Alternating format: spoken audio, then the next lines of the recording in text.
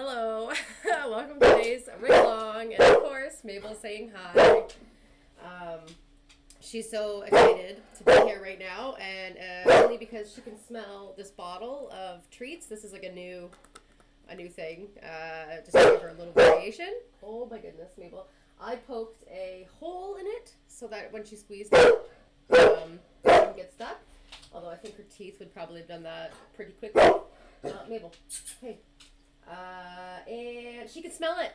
She's been barking since I made it, which has been about 15 minutes ago, and she can smell it, and yeah, she's just over here barking.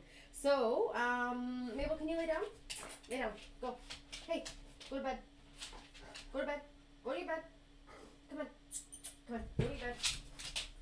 Go to your bed. There you go. There you go. You can have that. Okay. So we'll see. We'll see how long it takes for her to crack that code, because I don't think it'll take that long. But yeah, okay, cool. So this week we're talking arms, we're talking limbs, which is one of my favorite things to discuss in Toon Boom Harmony's rigging process, mainly because limbs are so versatile. But they're also pretty universal in a way. When you think about an arm, you know how it's going to work. Most people are wearing clothes. Today I'm wearing a long sleeve shirt, which is not going to show you exactly, but if I had a short sleeve shirt on, you know, we either have a shirt that's like this, which is hanging off our skin, which is kind of what Kadence is wearing, or we have a tight shirt, which is cut almost into the limb like that. So we don't have any cut, but we do have a cut into the sleeve, but we don't have it into the arm in this character. But yeah, so anyway, limbs, they're my favorite things, one of my favorite things to build, mainly because it's also like the eye. We get into static transformations again. Those are my favorite. We'll build one, and we'll copy it over, and it's done. And yeah, so let me flip into the other screen. Hopefully Mabel is not too loud with her bottle. Oh, she's already cracked the top. Now she's got to figure out how to get to the treats on the inside. This might be a good one. Other things that I have for her, other ideas, are cabbage. Somebody was suggesting to me cabbage. I eat a lot of purple cabbage, and there is no way I'm gonna throw purple cabbage on the rug and let her get into it. So I gotta go buy a white cabbage or a green cabbage. Oh, that's loud. Okay. All right, and my mic is on. I'm pretty sure you can hear me. Yes. All right. So let's go. Let's start. Last week I did finish the head of the character. Oh, also, I always forget the things that I'm promoting. I do have our BYOP program is going to be running for the last time this year. And so what that program does is it puts you face to face with professionals in the industry. I will, let's see, I'm trying to think. It's not like I can send out a link. I guess I could. I guess I could. It's all on my website. If you go to lindsaynoller.ca, under services, you can read about it. Under schedule, you can book it. So I believe, let's see, I'm looking at my thing because I know I put my information on here, but it doesn't look like it's, my website is listed. I know it's in the channel. How do I do this? All right, so if you follow this link right here, my LinkedIn, in my LinkedIn profile right there under Lindsay Noller, there is definitely a link to my website, so you can get to it there, or you can go to lindsaynoller.ca. Very simple. My name is plastered all over this thing. And if there's anyone that pops in to ask questions today, that would be wonderful. If not, no big deal. Yeah, I hope to help a bunch of students get into the industry a little bit faster. Everybody that is a mentor has been doing this inside the industry on the other side of getting hired. So this is a pretty big change. It's not typically done like this. I keep getting asked for mentorship opportunities, and this is as close as we can get to providing that as like a one-on-one. This is a really good way. So there's hot seats. You can come and you can bring your demo reel. That's where we will actually look at your work, and you will get the exact feedback and a plan on what you can do, especially if you're working on this over the holidays. This is when people have more time. If you're working on anything over the holidays, this is a really good time to get the feedback before you do that work, because we'll give you some shortcuts. We will give you some time-saving tricks and all that jazz. So yeah, I'm pretty excited about it. It's a bit of a passion project, I guess, mainly because I just love giving back to students so much, because I love the energy the students bring. I'm not gonna lie. It keeps me young. Vampire. Low-key vampire. All right, so let's go. We're rigging. We're rigging today. Last week we finished the head of Kadence, so that's pretty exciting. And this week we are going to start off with what do I have a note here for? To double check the lower body and the hips peg. I forget why I have to check that, but when I get to the hips, we'll do it. What is this? This one is the body. So we will move this, mainly because I want to keep the body and the arms separate from the lower body. So I'm going to put the hips down below. So make room for here. All right, we got some space for arms. I don't know how many I'm going to need. I probably won't need all of these, but I will move them over.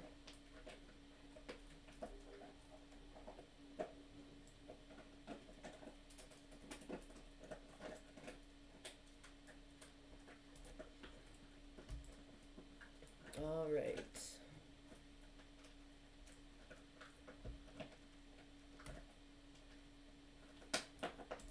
Okay, let's plug in our arm composite.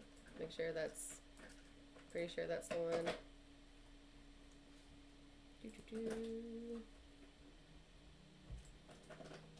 Yeah, make sure it's layered properly. All right, and we can start.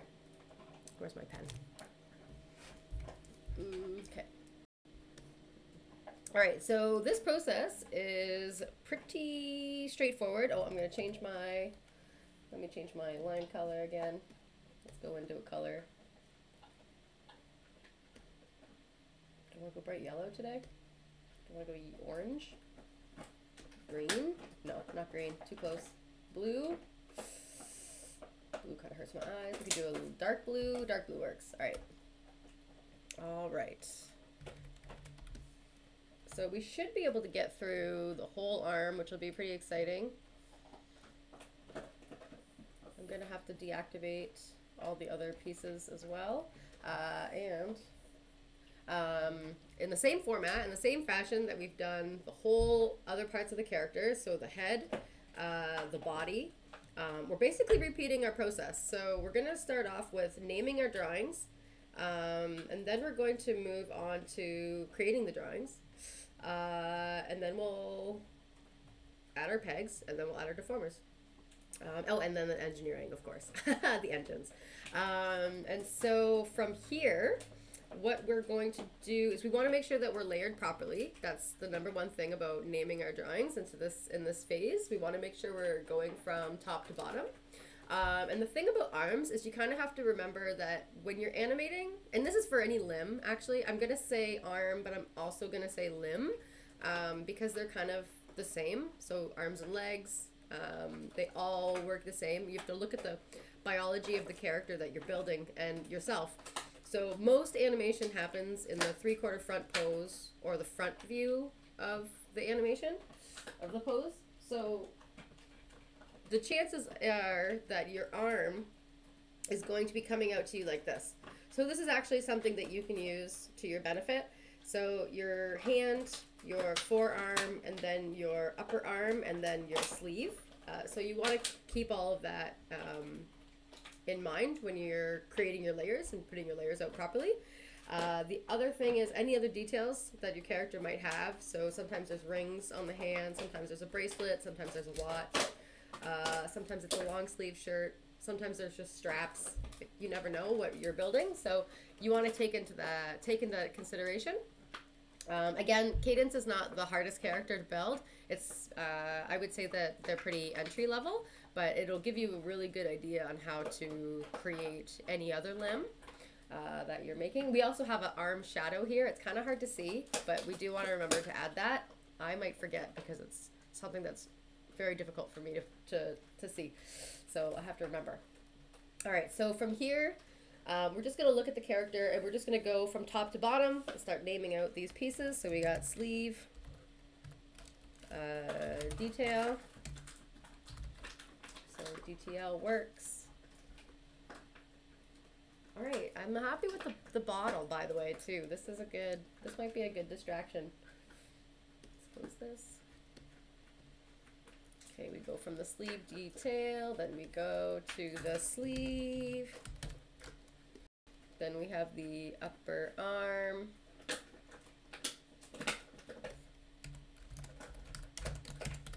Again, you're not using lefts and rights in this scenario because we're going to be using static transformations, so you don't have to. So you just want to label things as they are. So we've got the upper arm, we got the upper arm shadow. I almost forgot. SHD. Then we have our lower arm.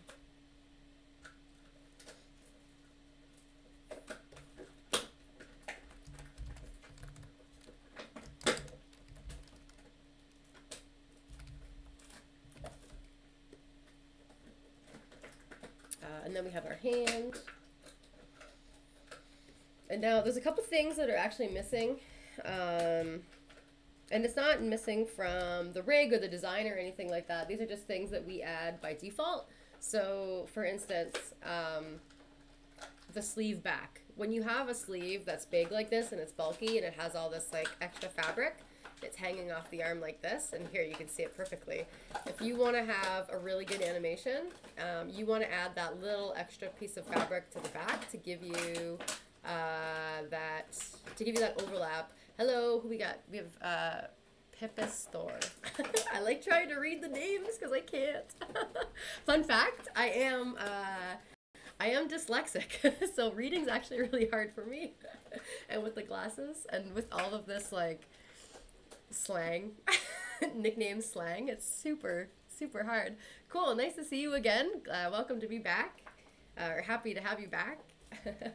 What are you working on? Can I ask? Are you just chiming in? Can you hear Maybels chomping on plastic? She's chomping on plastic. And she will not eat the plastic either. I should probably say, I feel like you'll all be worried about her health. She's not going to eat this plastic. There's going to be a huge pile of plastic for me to clean up after this. So no, I'm not worried about that. Okay, so I have to add that sleeve detail. So this is the back of the sleeve. So I just call this sleeve back. Sleeve back. And BK also works.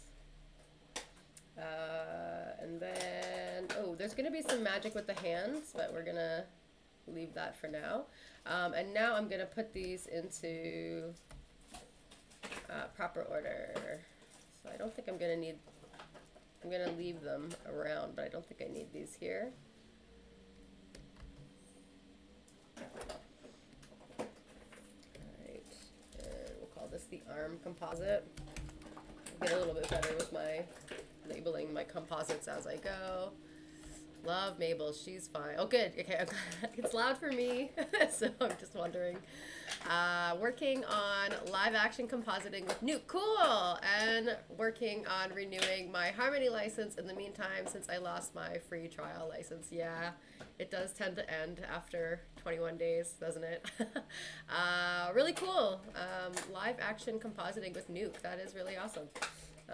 Those are some cool jobs too. Good luck with the Harmony license. I understand the struggle there. If you're a student, do you know you have like a discounted rate with them and maybe even a free license through school? So just so that you know that, so that you're not struggling financially with that one. You just have to reach out. You have to reach out to their support team, and they'll hook you up. All right, so now I'm layering things. So one thing that I didn't do, my sleeve back, I want that to be behind the upper arm. I'm gonna leave the lower arm to the left of that, or the right of that.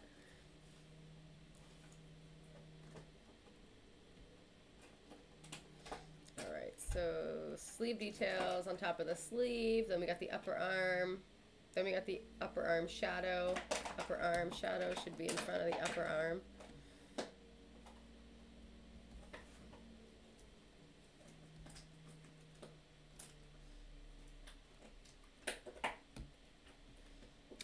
Then the back of the sleeve, and then we've got the lower arm and the hand.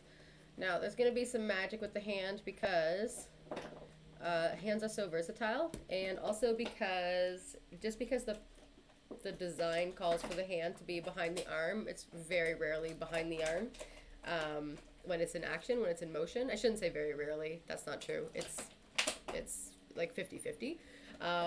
But the hand is always doing things. It's like holding things. It's got, you know, it's got things in its hand. So you're always seeing the front of the hand, or there's a little bit behind the hand. Sometimes it's cool. Like when we did this on Cloudy with a Chance of Meatballs, since Flint Lockwood's hair is so spiky, sometimes the hand is holding hair. For whatever reason, they always needed him to pull his hair out. Little things like that. So we're gonna build a hand that's very versatile, that it'll be able to interact with props very easily. We sometimes call this a prop hand. So yeah, you just graduated from college. Cool. I hope you qualify. I actually don't know what the rules are there. But in the meantime, I can access a VPN. Oh, cool. That's awesome. That is cool. What's FX PhD? Is that a mentorship program? Like not a mentorship, but a course? Digital course, online course?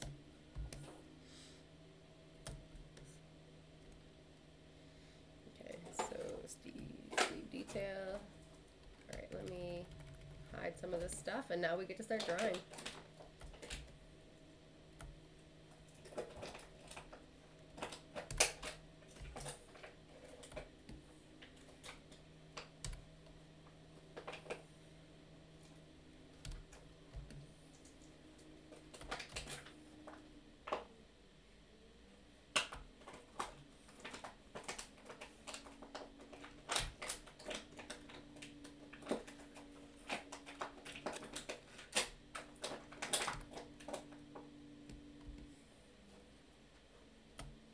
She is crunching.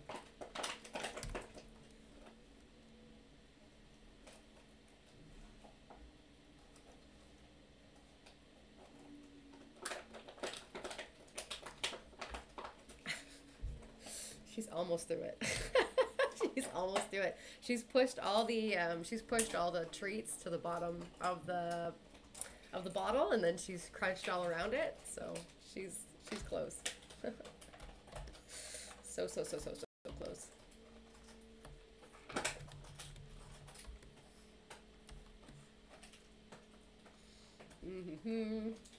All right, so okay, let's draw the sleeve first.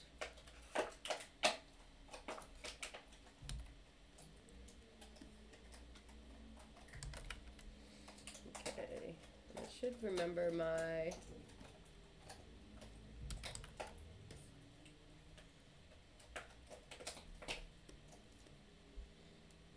Where did I draw that now?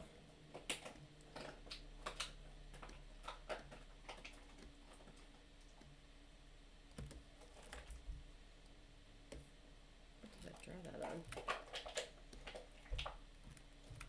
All right.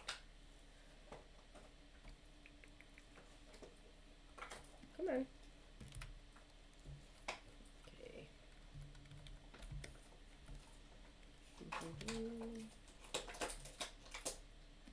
Okay. So we're just drawing. We're using my favorite tools, X's and O's, essentially rectangles and circles.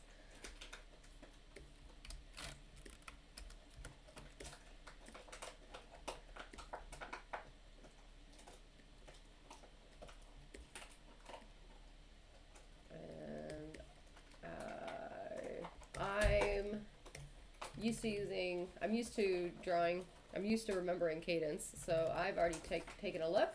But basically what I'm going to do is I'm just going to copy the shape of the bell for the sleeve. We've got like the rounded cape. You want to make sure that your pieces are kind of fluid throughout the whole rotation. So again, this is one of those things, if you can't see it from behind the character, you always want to check to see if it's showing in the rotation. So arms usually have a pretty clear view in the profile, so that's why I'm skipping ahead to kind of show that. I already kind of knew and remembered, but I figured let me go back and mention that.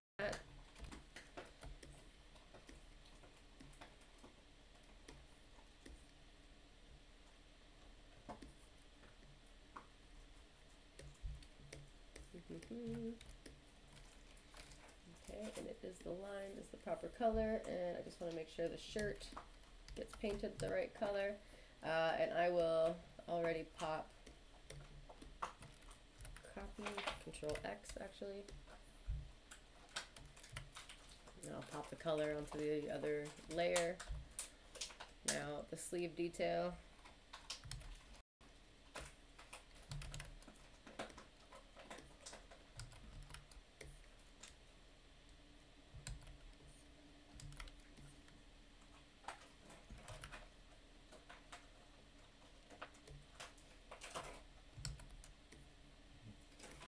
I feel like my shortcuts are not working.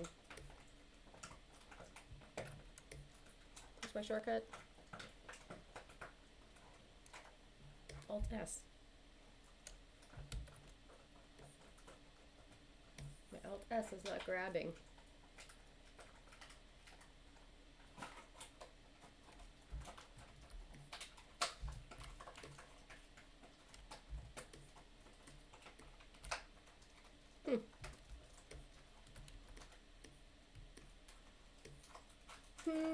That's weird.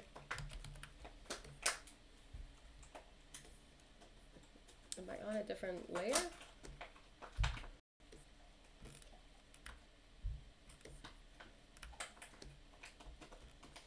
Okay, so I'm just jumping. What am I drawing this on? So it's jumping around a little bit, so that's a bit weird. Drew that on my hand layer for some reason. I don't even know how it got there.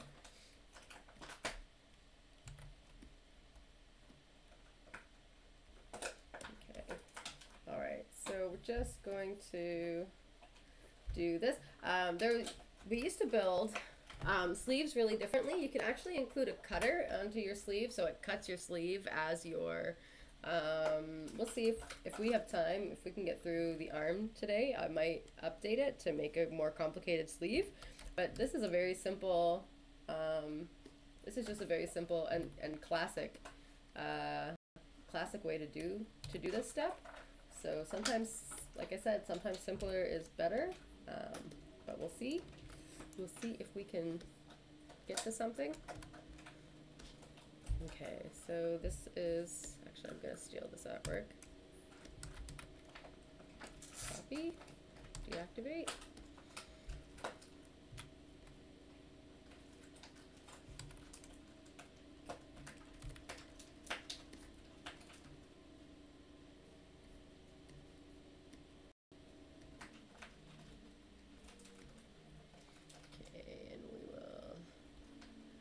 Hello, first time chat. JC Animations, nice to see you. Yeah, so I actually, for a living, I build cartoon characters in the cartoon world, in the cartoon universe. And so I'm building a cartoon character on Twitch. And this is what we would do for real TV. So yeah, these are all the tips and the tricks. I see that you have JC Animations, so you must know a little bit about animations. How familiar are you? Are you in the industry, or are you just a big fan, or are you a student? Where are you at in your animated journey? To quote Josh Pinker.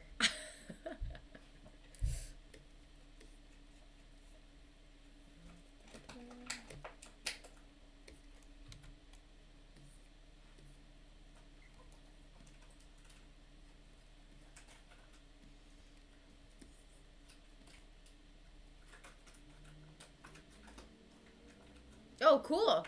Nice. Wonderful. Well, welcome. What's your department? What's your specialty? As you can see, I'm in rigging.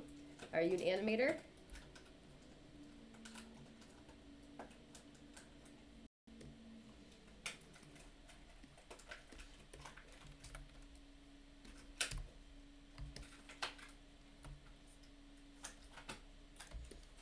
All right, I'm not gonna do the arm yet. I'm gonna do the sleeve back.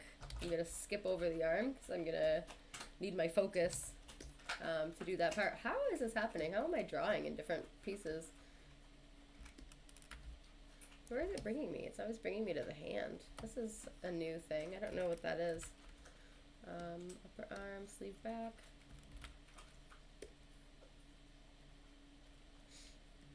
All right, so the sleeve back is at hidden pieces.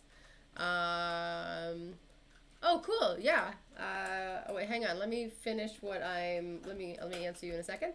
All right. So the sleeve back is there's a hidden piece. It's something that we, like I said, is something that we add. And so basically, all you have to do is create a circle. I'm gonna bring back the front of my sleeve so that I make sure that I'm drawing this so that it matches. And to match it even better, there we go. I was gonna say I'll change the color if I need to, but I don't need to. So this is just a little circle, and it's gonna give maximum flexibility. Oh, the monster's done her treat. And now she's looking for more. Good girl, Mabel. And I'm gonna fill that with the shirt color. But I'm actually going to copy the shirt color, and I'm going to call this a shirt shadow. And when we're picking shirt colors like this, sometimes these colors are not approved or they're not sent to design. So depending on the production that you're working on, you have to get these little details approved, but sometimes you don't. So when you don't, what I like to do is just go to the color picker wheel, and then you can kind of just stay along you want to be in this color wheelhouse. You could also go to the actual color picker mode, and you really just want to pick a little bit of a darker color. So you can go like this and kind of compare the two, or let me see if I'm gonna do that one more time. And we're gonna compare. So I'll just go back to my single wheel, and we can I'm gonna grab one of these two. This one right on the far left looks a little too gray. I don't know if you can see it through the screen as well as I can. But I'm gonna take the one right to the right of it, and I'm gonna hit X, and I'm gonna see if you can see here. You're probably not gonna see it that well, but the difference between these two colors is it's just enough. But when I compare it to the shirt color, it's just gonna add a little bit of depth to the idea of your animation. So I'm gonna stick with this one. I'm gonna delete this one. So angry red. And I'll call this shirt shadow. And if we have to make it darker, we will. But at least it's its own color pot. So that's what's important if we want to change the color. If we were to keep it the shirt color, when we change the shirt color, it's gonna change all the layers. So this would be the best way to do it. And there we go. So now we've got a shirt. I'll add a peg and just show you. So there we go. So like it looks like that, but there would be an arm. And once you put a deformer on it, you'll have a lot of flexibility. Okay, so to answer your question, hey, the film wasn't there. Oh, that's okay. Thank you for coming. Don't worry about it. You've been here through like the whole thing, so I'm so impressed. Yeah, so don't worry about it. But JC Animations asked me what have I worked on in the past. So good question. I came from Vancouver, so my history is there. So I've worked at Atomic Cartoons, Wild Brain, which used to be DHX. When I was going through my school, I wanted to work for B Studio, and that wasn't around when I got to the industry, so I got pretty close. Somewhere I do have a B Studio lanyard. That's kind of a little bit of my my gem. And what did I work on? Well, I worked at Bardell. That's another studio I worked at. I've worked on Rick and Morty is the thing that everybody knows. I actually, myself and my team did the whole Plumbus bit. That was really cool because I hadn't seen Rick and Morty at that time, and they just put this animatic in front of me and said, "We need help." And I was like, okay. We were working on The Croods at the time, and that show was coming to an end for us. So they needed to put us on something, and so they gave us this 2-week project that ended up being the Plumbus. So I actually built the Plumbus. That's probably my big thing. But it's the only thing that anybody ever knows. But I also worked on Cloudy with a Chance of Meatballs. That was a huge project for me. I did the first season and second season, and if you know, working on a second season is always like the dream, just because it's a little bit more stable than the first season. So that was really special. And that probably was 2 years. I think I did 2 years with Cloudy with a Chance of Meatballs. I've worked for Toon Boom, so I actually traveled the world teaching how to rig, all these things. What I'm doing now is something that I've been doing for a long, long, long time. What else have I worked on? I'm trying to think, going backwards, and not give. I've worked on a couple. I'm still working on development projects with these studios, so I can't. Those are things I don't think that are out. I worked on Pinecone and Pony. I actually worked on that show. That was really fun. That was really cute. I really liked that one. And then what was before? This is like going back before Toon Boom and going before Cloudy with a Chance of Meatballs is like, it's like 10 years. It's not 10 years. It's like 5 years, 6 years, maybe 7. It's been a while. I worked on The Croods at Bardell. There was DC Superhero Girls. What else? There's definitely more. I need my resume in front of me. Good question. How about you? How many years have I worked in the industry? Maybe 10, 11, 12, somewhere in there. Maybe 11. It might be 12 come January. So it's getting pretty close. Yeah. It's been a while. Okay, so delete this. Yeah, and so this is just basically my way of giving back to the industry. I think that these skills are in demand. They're very needed around the world. And then it also helps animation teams. So working with simpler rigs, I'm trying to kind of put that information out there just to make it accessible. It's a lot of stuff to go through. I think what we're on now are 10th. So there's probably about 20 hours worth of recorded material. But anyone who has the patience, it's there for them. So that was kind of the goal. No, Mabel, you have a treat. You definitely had a treat. And then this is Mabel. So she is, this is Mabel. She's learned that when I'm on the computer, she can beg for treats, and she gets away with a little bit more. So I'm trying to not, might have to get her coat to, whoa. You're okay. Hang on.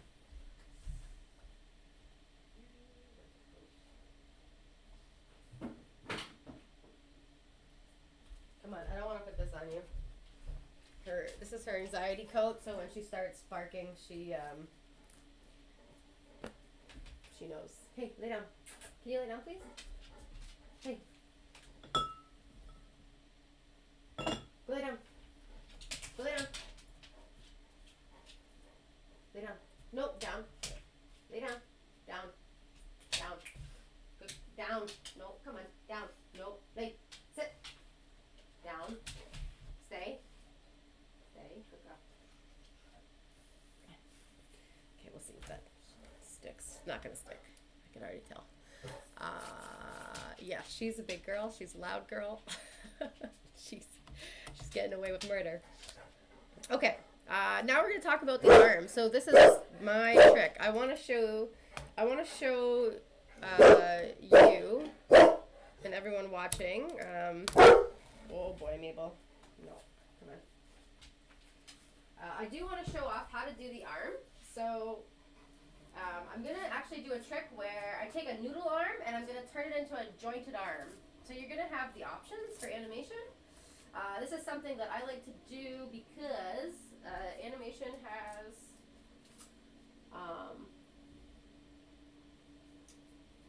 can use different things for different reasons depending on the scene. So it kind of gives access to quick animation, and it also gives access to a higher quality animation depending on what's needed. Okay. Let's see. Can you go lay down, please? Can you go lay down, please? Wow. She went 40 minutes. That's pretty good. Come on, lay down, Lindsay. Go. I just do it. Go see. Okay.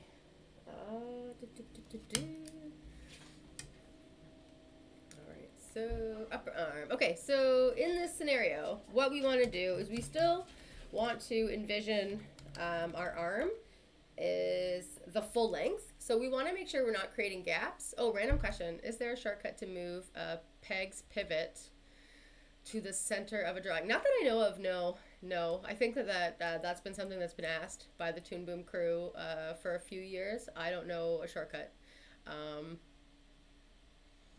I move everything manually. Yeah, I actually covered that over in my, I don't know which version it was, and I don't know if the film who wasn't there can would probably know what peg hierarchy. When I go over peg hierarchy, I don't know which episode that is, but I have the quickest way that I know how to move peg pivots is through that video. So if you go back and look for,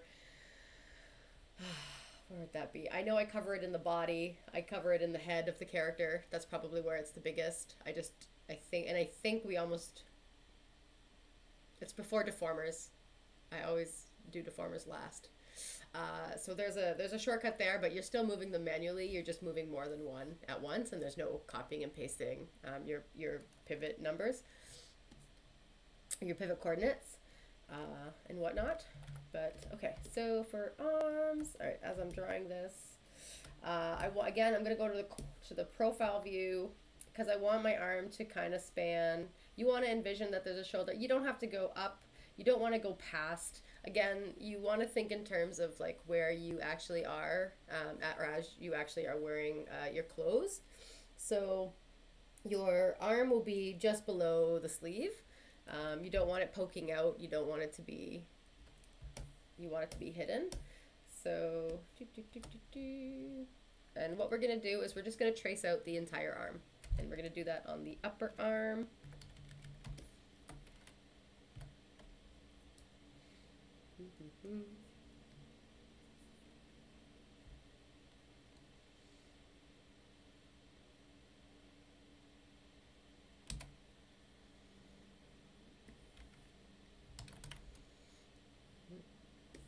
Where is this layer going? Did it draw it here again?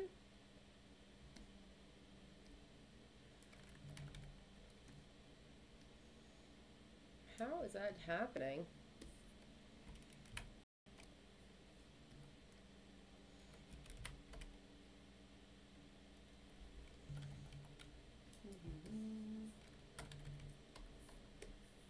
Okay, and I'm gonna go back to my alpha.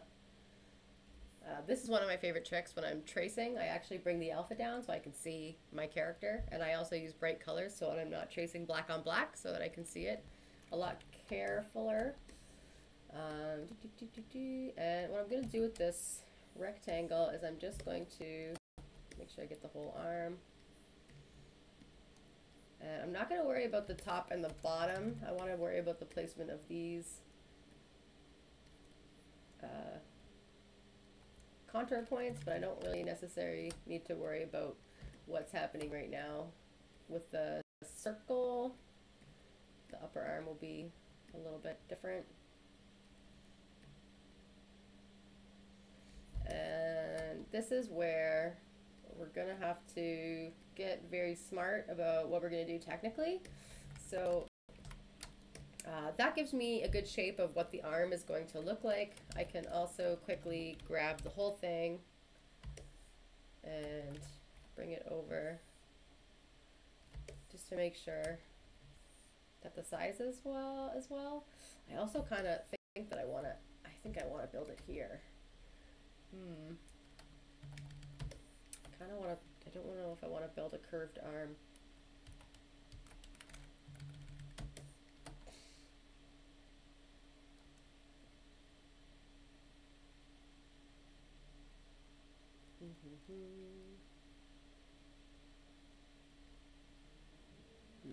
Let me think this through. Okay, so if we're building a curved arm, because I can do this in two ways. Nice. Okay, so I usually do this in a couple different ways. It's not super important to have, I shouldn't say it's not super important. It's not as important now to have your arms, like a lot of times you think of when you're building models, you're thinking of the T-pose. It's not as important, but there's definitely some benefits there. I think that we can get away with building this in its place because I think if I build it in straight mode, it'll cause a little bit more complications. I'd rather not have those. And if I was to build it in straight mode, it would look more like this. So the arms would be in their place. I would just move the wrist. I would clean that up a little bit, but that's what I would do if I was going to build. If you are interested in building your own straight arm, do it that way, and then you can move the hands over. It's a lot easier because it means that your shoulder will be set in place, and that's more important. You want that to be grounded. Your hands, they'll be loosey-goosey. They'll be all over the place, whatever. You can get used to it. But the shoulders, you kind of want those to be set because you don't want your deformers to pop, or not, you don't want your arms to pop around. So I think we can be okay. I think we're going to be okay with this. So what I need to do is I'm going to go above here. I'm going to jump to the top of my character, and I'm going to add a new drawing. Did it add? Control R. Did something. There it is. And I'm going to name this circles because I always add my circles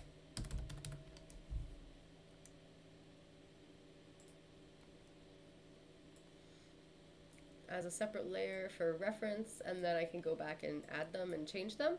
Now this is the step where we're basically adding our joints. So in this case is a regular character. So that means there's a wrist joint, there's an elbow joint, and then there's a shoulder joint. We can't see the shoulder joint because it's underneath the sleeve, but we want to kind of be as accurate as possible. We want to be, we want to estimate that one. But let me get to my circles.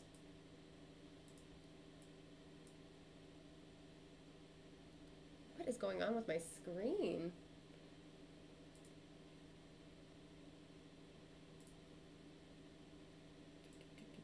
All right, so when you are creating your circles, if you hold down Shift, you're gonna have the perfect circle, and you need that for your joints. If this is something that you can practice, you can honestly build 5 arms in a row and practice this. This would be a really good idea.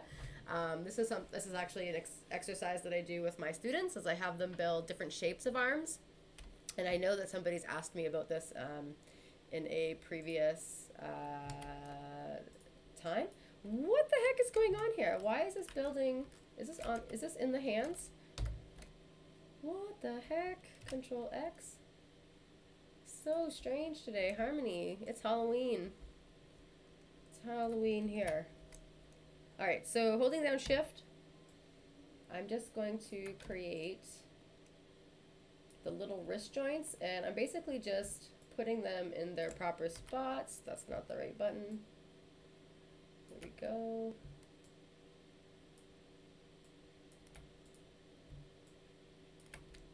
And the reason why I'm doing this, and I'm zooming in pretty close, what the goal here is to basically align your pivot point. You want it to be aligned with your wrist. This one's the wrist. So we want to make sure that our pivot point's in the right spot. So if you look at your hand right here, you want there to be enough overlap. So to make sure that you're attaching it properly to the wrist of the hand that's overlapping. So this looks like a good spot because if you imagine this circle drawing to kind of extend, you want to make sure that it's getting everything. We might even be able to move it up just a smidgen, just to make sure that we know we're gonna get it.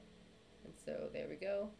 And then what you can do is hold down B and zoom into the pivot point, or not this pivot point, but the center point of the drawing. There's always one.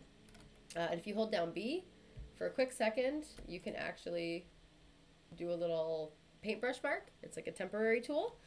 And then with this, what I like to do is I hold down Shift and Alt at the same time, and I could kind of scale it down and make a smaller pivot point. And I take the whole thing and then I change it to the color of the cutter. And that just so it's visible. It's very easy to see.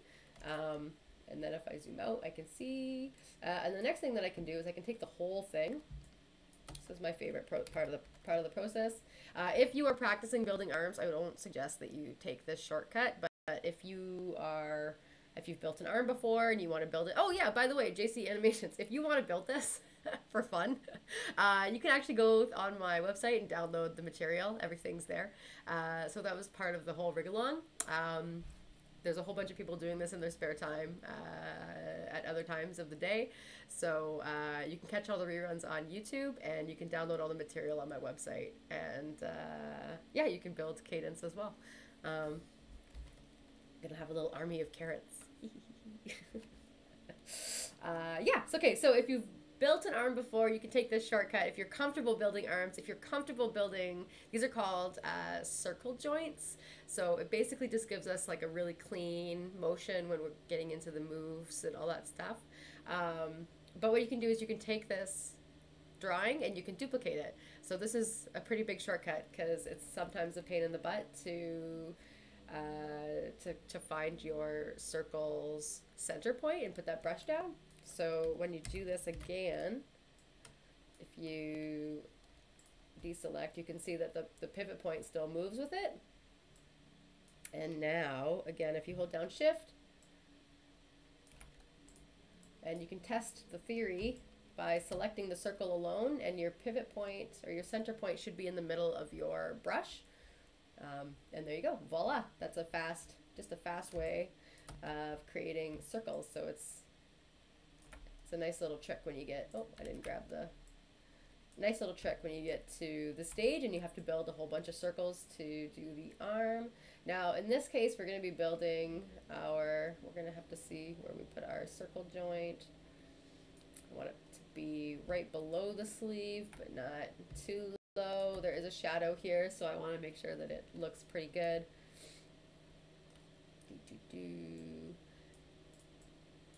And I'm looking through, what I'm doing right now is I'm just looking through, I can see that there's this much blue. Now, I specifically did the same line thickness on both of the drawings. So if I'm looking at the arm and I'm looking at my circle, so what I'm doing right now is creating that elbow joint, and what I want to do is I want to match, this is the part that needs practice. This is the part where you're practicing. You want to make sure that you're doing this step pretty well, because if your circle is not perfect or near perfect, that's when you get lumpy joints. So you want to make sure that that's pretty good. So because I have so much blue on this side and nothing on this side, I know that I'm going to run into problems. So I'm going to squeeze it a little bit more. And I have, the blue is kind of hard to see. Let me change that color real quick. I'll go pink real fast.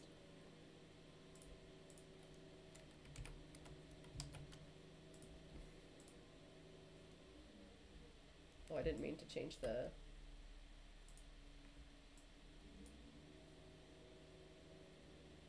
Hang on, let me bring that back. Okay.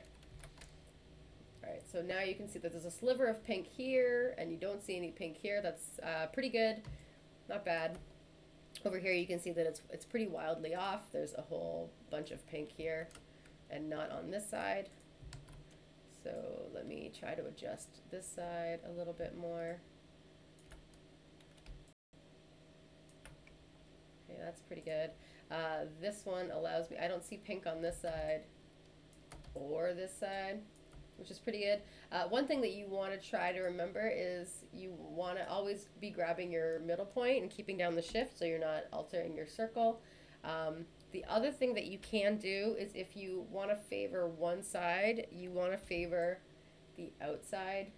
So I do want to pop it over a little bit, and I'm going to turn off my, what is this tool? My snapping tool, because it's kind of causing me to move too much. I want to favor a little bit to the outside, which means I want to see a little bit of pink on the inside.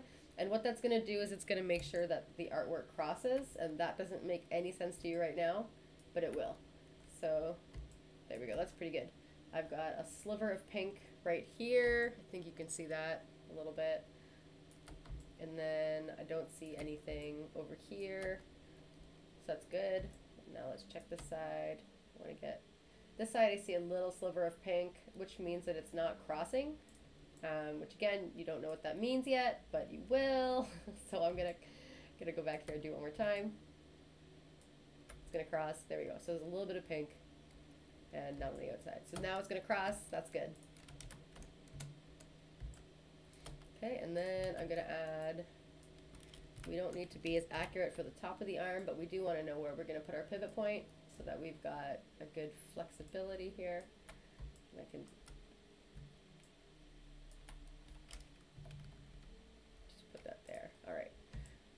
Alright, so now we have all the pivot point locations for our shoulder, our elbow, and our wrist, and that's looking pretty good. Now we're going to bring this information into our rig, but we're going to leave a copy. We just want the circles, so I'm just going to copy those 3. And I'm going to put them all in the hand, and then I'm going to cut the lower arm. Oops, actually, I need... Whoop, undo. I'll just copy them all.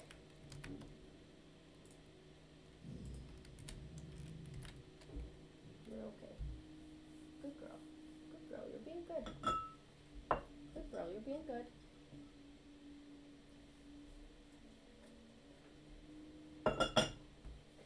There's construction work happening outside, so she's going to the vet tomorrow. She's not feeling the best, so she's just been grumpy all week. Oh my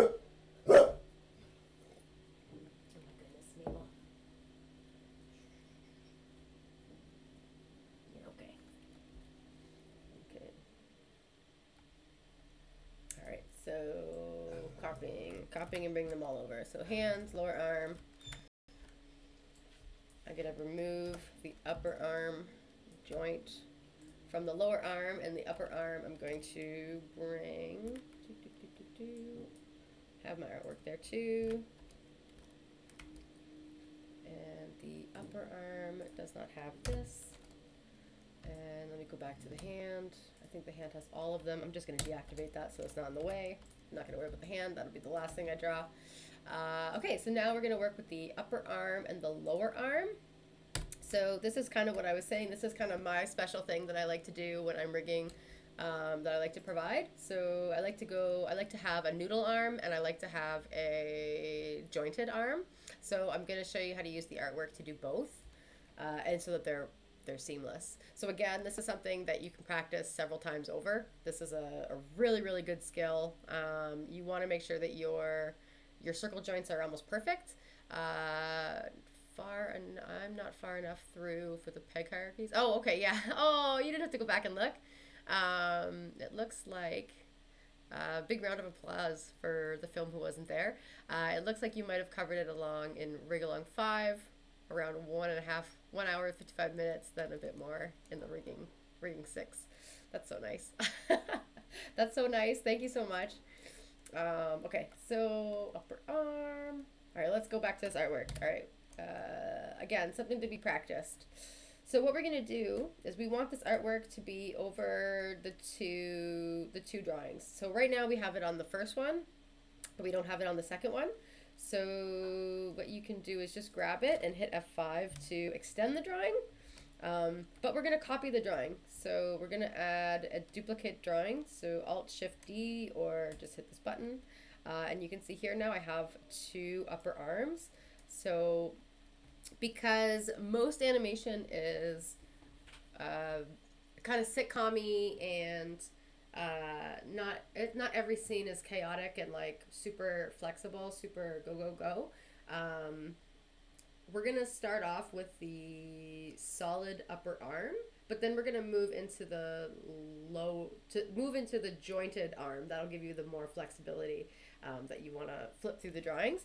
So on the first drawing here, because we're using the same artwork, we can actually just delete our circles.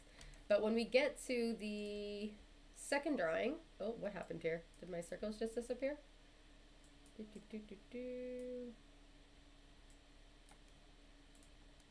just happened? How's that?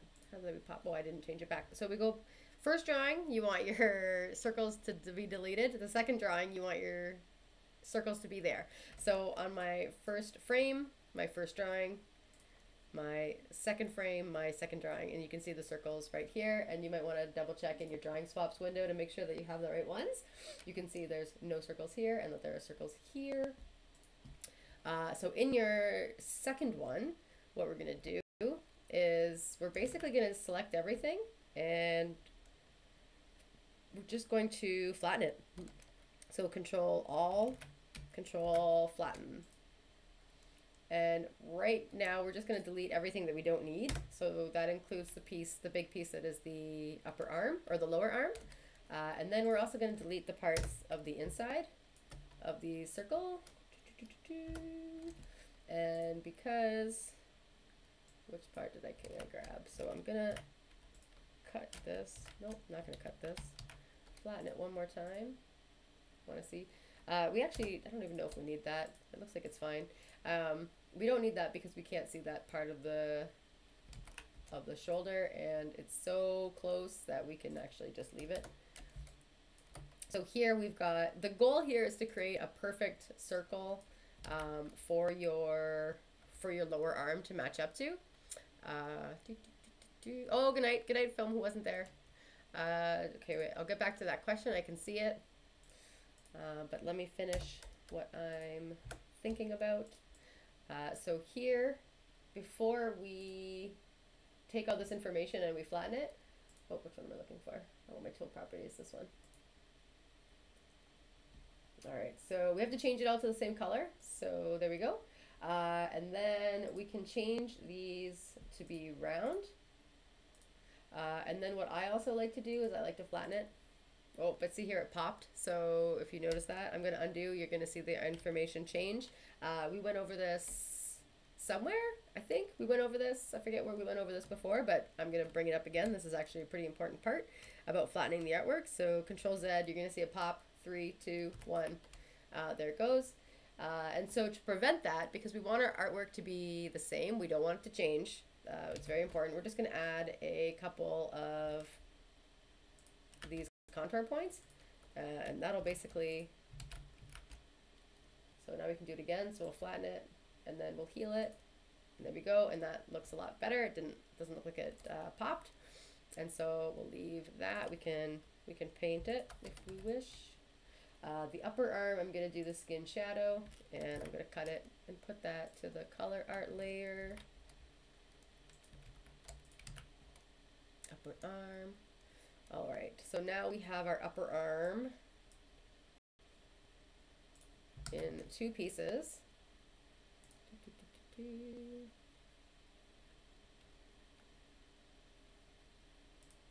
Just going to fill this one, and on this one I'm going to do Control A, the skin color. We'll have to use a cutter for the next one. So there we go. Now it pops, but without pops. It does not popping. I'm using the word as a wrong descriptor. When you flip through the drawing, there is no popping. You can see that the green circles are coming, but again, that's the drawing from the outside.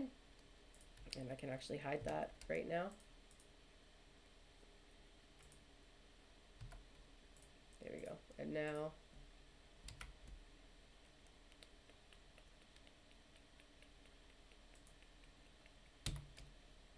do that one more time. Come on. All right, so now I can flip flip through the drawings and you can see there's no popping. It's the change of the color, but it's pretty accurate. So let's take your question and then I'll jump into the lower arm, activate.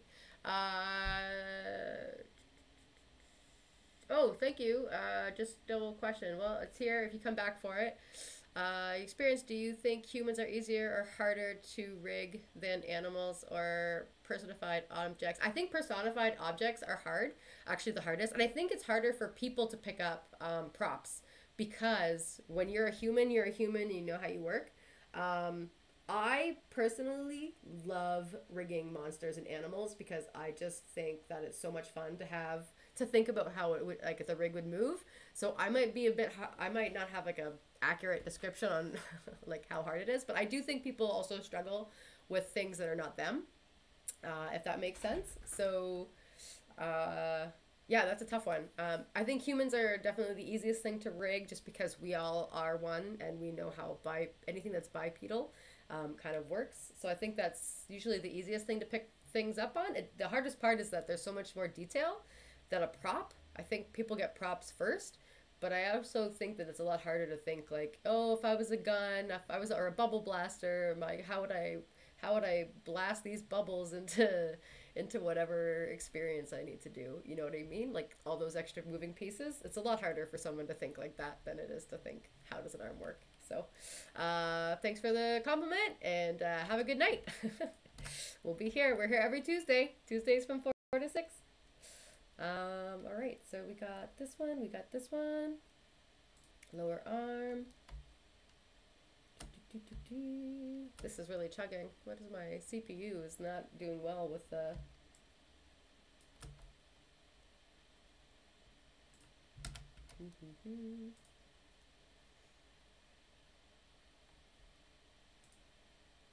All right, so lower arm. All right, so now we're gonna do this again. But we're going to do it a little bit differently. All right.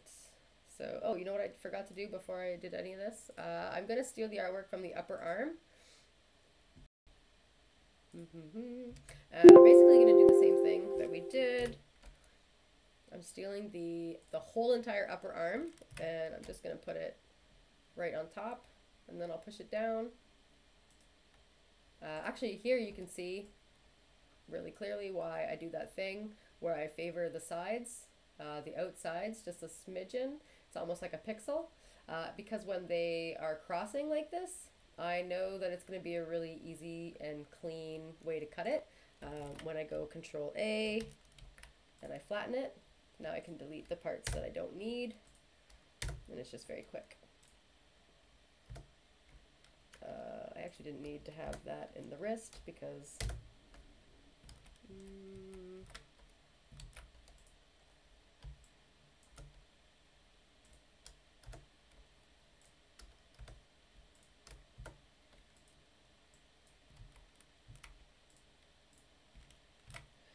when this happens, you can just cut and paste. I just cut and then I paste the piece back. That works. And there we go. And so now I'm just going to take everything, make it the same color. Again, I'm going to do this little piece right here. And I'm going to flatten it. I'm going to flatten it here. It'll probably pop again. Just to, so 3, 2, 1. Yeah, you can see there was a little bit of popping here. Anything that changes the outside of the circle is going to create that lump that you get at the elbow or whatever joint. So you always want to be paying attention for that pop. It also popped down here. I'm going to undo it. So I'll count. So 3, 2, 1. Yeah, that's popped here and it popped here. So I'm just going to go in and add some contour points just to make sure that everything stays nice and clean. Come on, lower arm.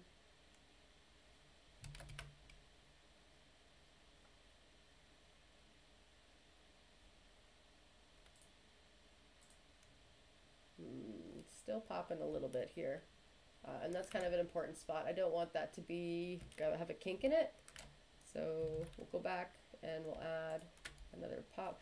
And sometimes there's an extra pivot point, or maybe there's an extra connection. So I'll just make sure We can always go back and clean that up after.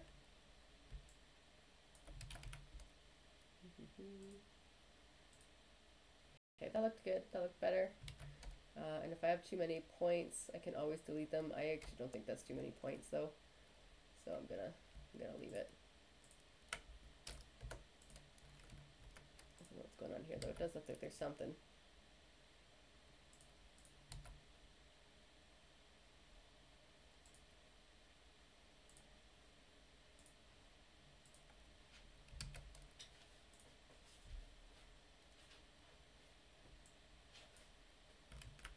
Okay, so I'll cut, and I'll delete this, and I'll paste. And then I'll fill, Control X, bring that over to the color art layer. This is gonna be the regular skin color. All right, and so now right now I have 2 lower arms. And so the same thing that I did with the upper arm, where I brought the upper and the jointed, I'm gonna do for the lower arm. So here, I'm gonna hide the upper arm so it's not getting in the way.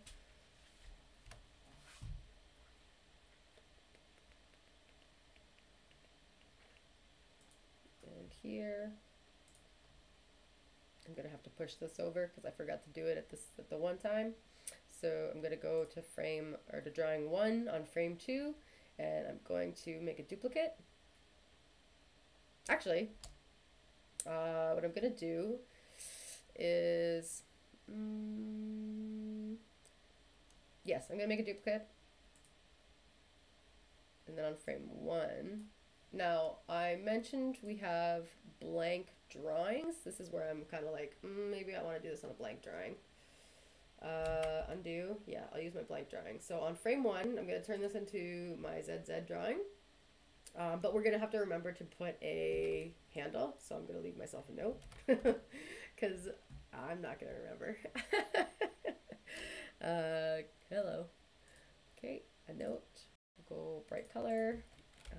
Add handle to blank drawing. All right, so now my first drawing is going to be the ZZ drawing, my favorite. The second drawing is going to be the first drawing, so it gets a little confusing here, but it's really the only spot that this happens, and again, it's a good trick. Hello, do you need anything? Do you want a little surprise? Oh, there's no treats in here. Oh, treat. Here. And this is her little, I make these little things out of the toilet paper rolls, and she can go have fun. Little bomb, little treat bomb. That's it. So she's got to chill after that. All right, so blank drawing, lower arm drawing, and that's good. That's perfect. And so we'll get to the hand drawing last. I always like to do that last. And now we're going to start talking about our engineering. So I think we've got just enough time to finish the arm. Control save. Might not be able to get into our static transformation today, but we'll get through most of it. All right, so, and I'll go back to my frame 1. I want to do all my engineering on frame 1, and you can see all these pieces here. I have a crossed stream. What is this one? This one should be here. So let's figure that out. There we go. All right, so let's work with our sleeve. What we're going to need is our group. So once again, we're going to use this group, these groups, and we can pop them into 1 for each. Almost 1 for each. The sleeve detail doesn't really need anything unless we go into a fancy cutter trick for that sleeve. But again, that's just over engineering something. Control V, and it might not give us the flexibility that we want. Whoops, wrong one. Control V. We definitely want one for the upper arm and the lower arm and the hand. I said that weird. And the hand. Come on.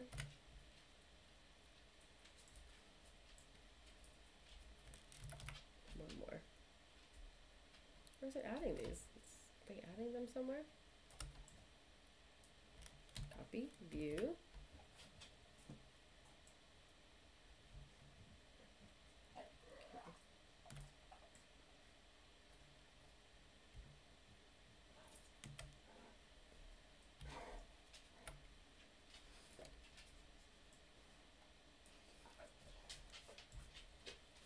Okay, pop. Oh, they were right behind. Okay, you're good.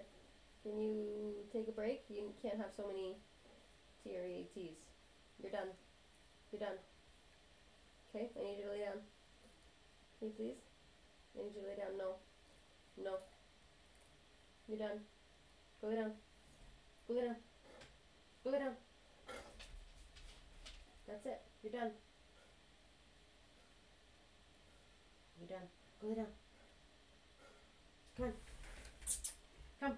You're done. Come on.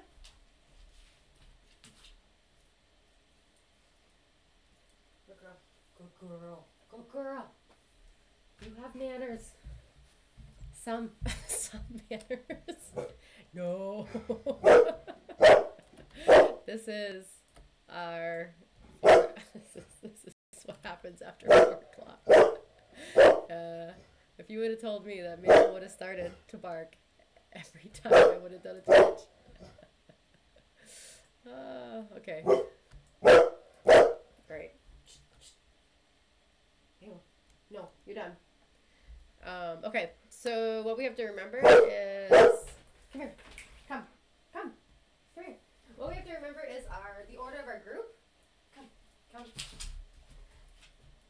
I'm gonna make her, pet her.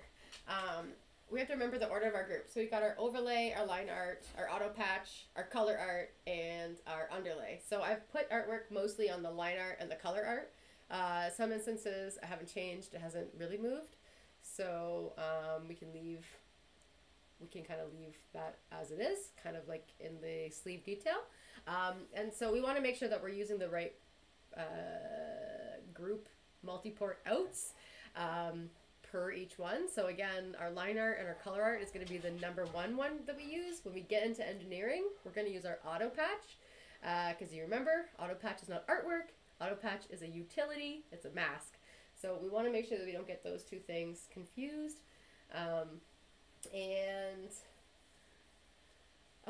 Yeah, so right now it's connected to the underlay, which is not what we need. We want the line art and the other one. And something that does help, you can also add another composite, especially for the upper arm, because we're going to have a little bit of artwork there. So let me add that.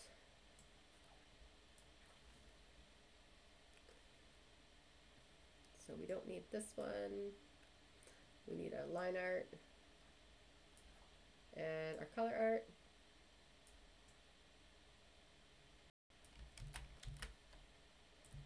Oh, what am I doing? I just want one. I was going to name it.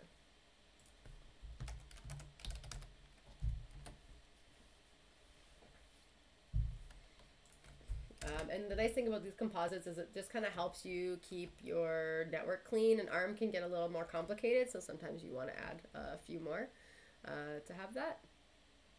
All right, so then we're going to have, I don't think our upper arm shadow is going to need one of these actually, but we're going to do, that's the color art, now I'm going to do the line art. And that just, what I'm doing right now is I'm just bringing back our artwork. I'm not doing anything special. We're going to need our sleeve back under the upper arm composite.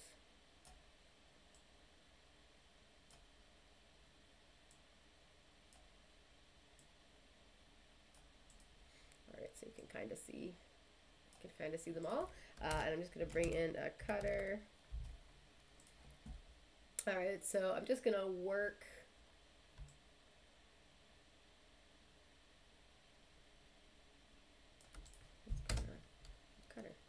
cutter. Where'd it go? Where did it get added to?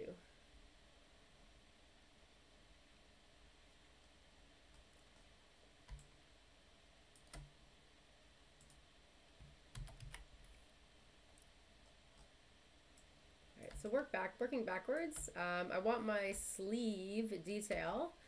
It's going to be cut, so I'm going to put the cutter on it, and then I'm going to run the thing that cuts it through the mask. So in this case, this gets cut by this. So I'm just going to pull my color art through. In this case, I don't necessarily want to use my auto patch. Now,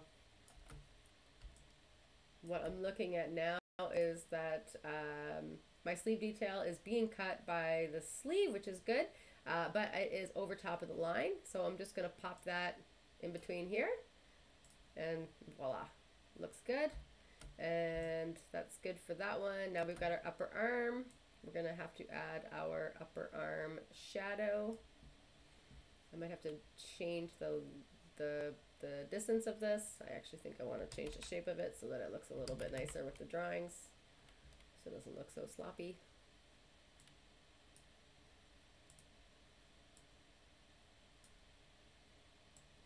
A good way to see the whole drawing at the same time is you can actually go like this and turn these off. So there's a good one. Now I can kind of make sure that it's even. I can round this out if I want to.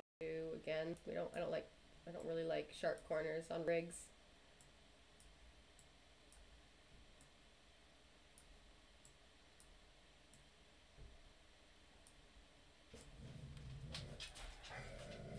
Yeah, go protect the house. Go protect the house, little dragon. Mabel, you're fine. She's a guard dog by nature, so try to take that out of her. Not even possible. Okay, so the upper arm is there. Control save. You're fine. The shadow. So now we need another cutter. I'm gonna use a Mabel. No. You're fine. There's nobody there. You're barking at nothing. You're barking at nothing. Unless our package came, then you're barking at the mail person. Okay, so copy view. Mabel. No. Come on. Lay down. Lay down. Lay down. Lay down. No. Come on. I wish she would at least come over here so that I can pet her with my other arm. I need my right hand. I need my right arm. I need my right hand. Come, sit. Lay down. Down. Down. Down. Thank you. Good girl. Stay.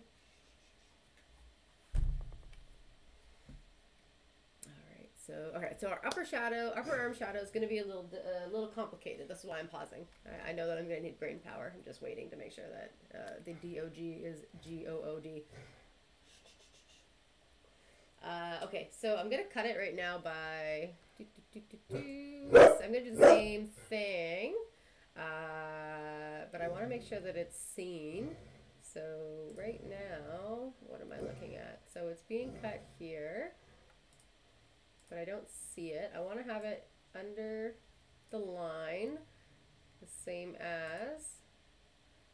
Let me double check to see that I've moved the artwork from the upper arm onto its proper layers, because if I haven't, this is not working, and that makes sense. Or it's also because I have this turned on.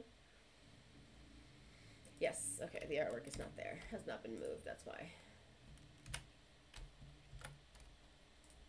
Here it is. Alright, so now I've got a shadow, and I've got my sleeve back. That does not need to have any engineering there. It's just kind of floating. Actually, in my sleeve back, I did the wrong color.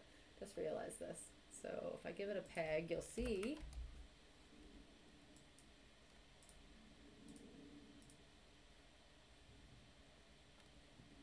Come on, let me grab it. So $10 for the person who can spot the difference. I just changed it. I did it to the wrong color. The bottom of the sleeve is a blue, so I need to have it a darker blue. So this is exactly why we use separate paint pots. Now all I have to do is this. I can color pick the blue that I need, and then I can go to the darker shade. If I want to go one darker, I can do that. If I want to maybe not go that dark, that's not dark enough. Let's try that again. Probably right there. Looks pretty good. And now I can delete this. Put it back. Okay, so then we've got our lower arm. We'll worry about that when we get to the second frame, and the hand. Actually, we'll just do that now. So save your scene. All right, and so now we have a different type of network set up. When we get to our lower arm, or second frame with our upper arm, so now we're getting into our hinge arm. We have to change this. So let me see what this is happening right now. So this is the lower arm. This is on here. This is good. This is good. Let me check my upper arm. The upper arm got turned off. So let's see. No, that's not the right one. This one here. Upper arm, not the shadow. Okay, so there we've got this, and we've got this. All right. Oh, this is why I can't see it. Okay, so what's happening right now is I saw this and I was thinking, oh, the line's broken, or I didn't put the line somewhere. But really what that is my lower arm, I didn't plug it in. So I'm going to plug that in right now. There we go. And so from here, I'm going to add a composite. I'm going to do a lower arm composite. There's not really too much going on with this one, but we are going to have to do something with the shadow.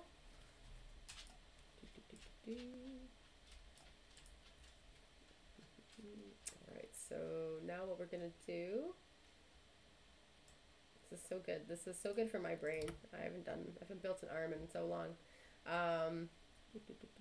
Alright, so now what we have to do is our cross network. So we've done that before in the head of our character. We just have to do that again. We're going to replicate the same thing. So we've talked about this a whole bunch. Now we're going to do it. So I'm just going to steal my cutter. Oops,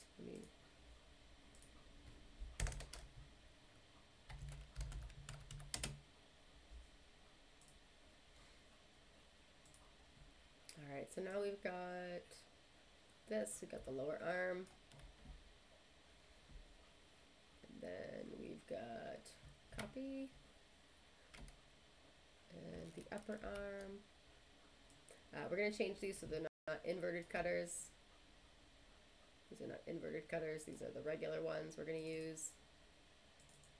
And we're just going to cut that by our auto patches. So again, our auto patches are the utility. So make that cross connection. And there we go. We're going to do the hand still. I think that there's going to be enough time to do the rest of the arm, and I'm going to leave the hand for the next week. I don't think there's going to be enough time for that. Oh, let me just go and see what's going on here. Hang on.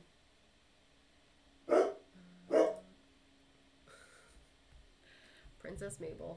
Hang on.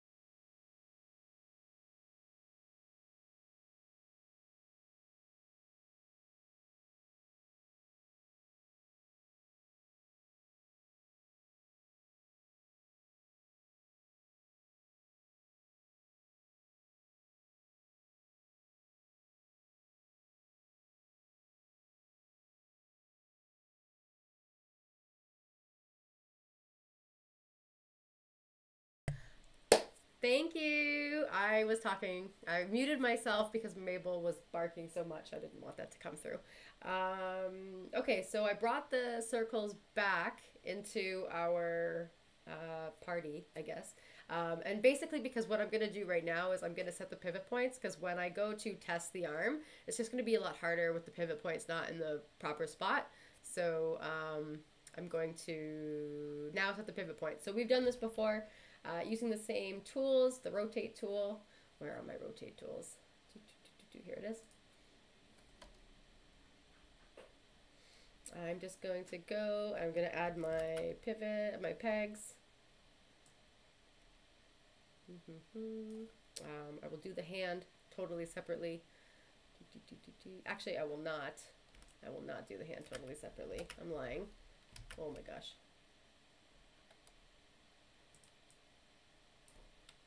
Control P, one peg for the hand, one peg to rule them.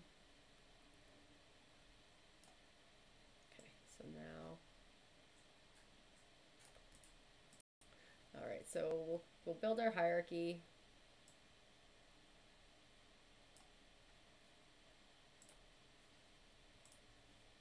Okay, my harmony's really acting up.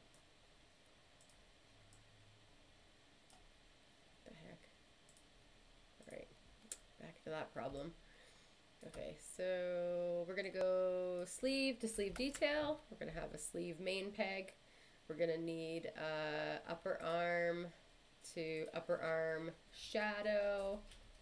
Although I think I'm gonna add that. I have a feeling that shadow is gonna get put to the lower arm, but we'll go for now. And then we've got the sleeve back, so we're gonna need this, and we're gonna need this. And then the lower arm's gonna need a main one, and we're going to be adding stuff for the hand, but I will add it at a later date. That's it. No, you're done. You're cut off. You're a little drug fiend, little treat fiend. No, you're done. Come on. Lower arm. Main. Hey, no, down. Come here. Come on, you're done. Come, sit. You're done. You're done. We're gonna have to really work on this outside of Twitch time. Okay, I'm just gonna copy.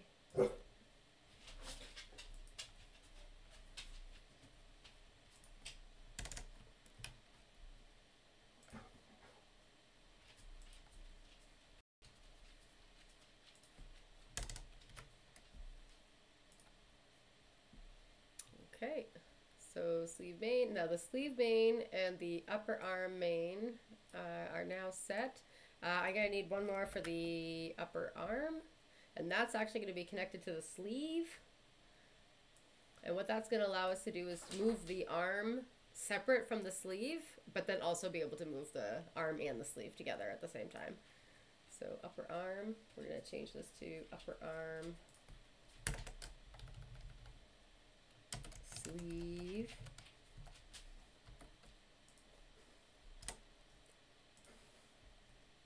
You are.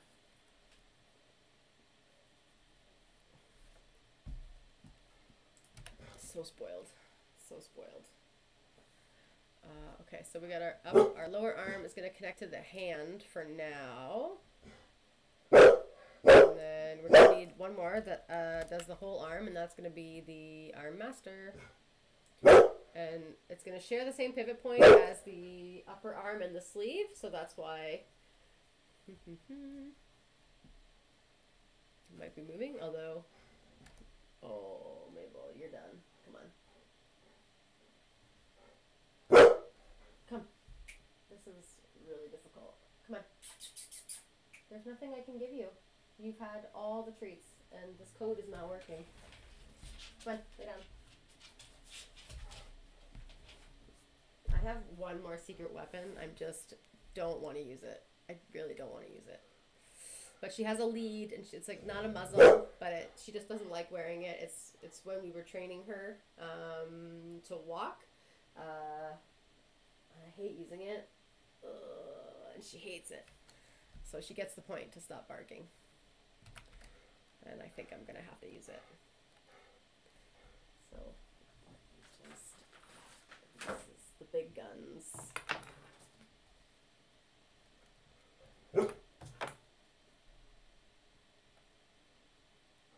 No.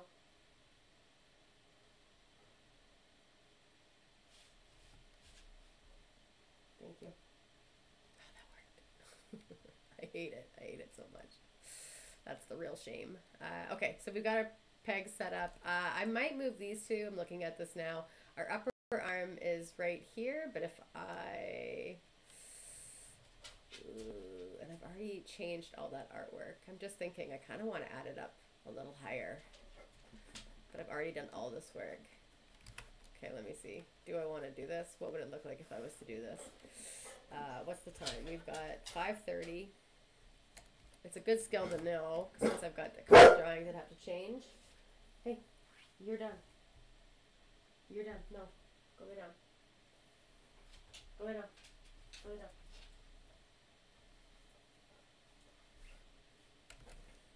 I feel like she can smell it is the problem. No, lay down. No, that's it. There's no treats. You're done. You're done. Okay, let's see. Let me think. Let me think about this real quick. I don't even know how I'm going to do this quick. How about this? Instead of changing the arm, again, one of the simple things that you can do is change the sleeve, and then that's a much smaller fix. Okay, you're done.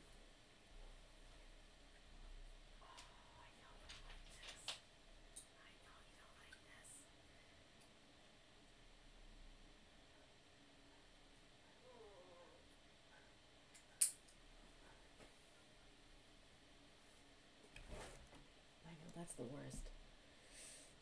Okay, so let me take this off. And what I'm going to do is I'm just going to pop this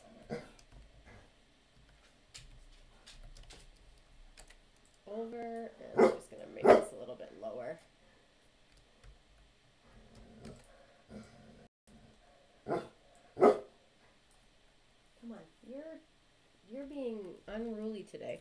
Again, she's not feeling well, so this is the worst. She's got a vet visit tomorrow. The poor thing. All right.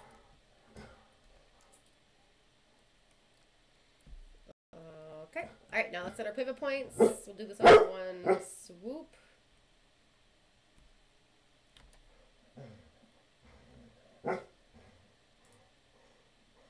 And I'm just going to bring everything to the upper arm peg, and I'll just bring everything down from there. So same way that I always work. So everything goes to the top, then we move to the bottom, and they're just a little bit easier to grab from there. So our sleeve, we can leave our sleeve where it is. So it's there, and then we've got our sleeve detail. So that'll bring this one down.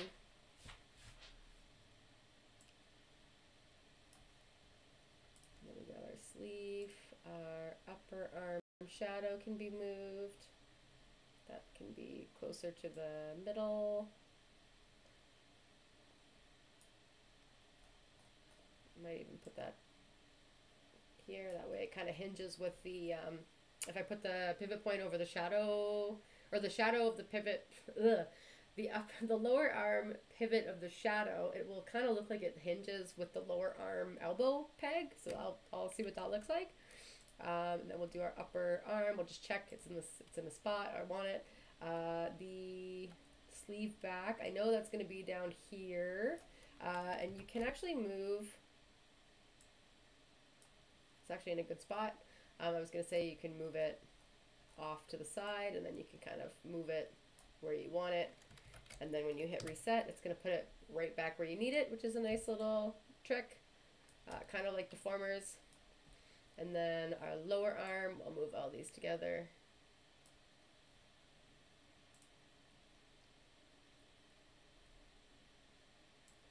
And I'm going to take that thing off Maybel now.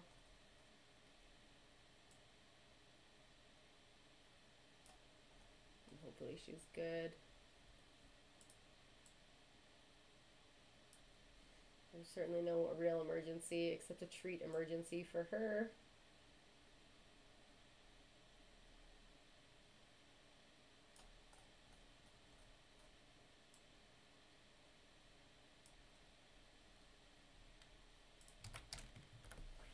Okay.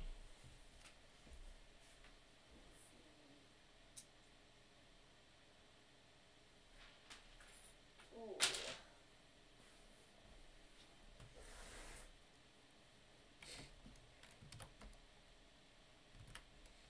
Right, so now our pivot points are in the right spot. Now we can basically test to make sure that our hierarchy looks good and make sure that when we rotate our arm, we are not, let's do this one. I have a feeling we're going to move this sleeve, the shadow.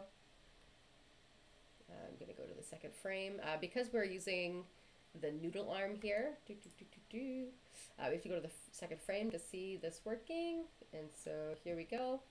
If we hide our circle joints, deactivate, we should have a nice little seamless thing. And so here, we're going to adjust that. Yeah, we got to adjust the shadow. It's not going to work where it is because we've moved the arm away, but whoops.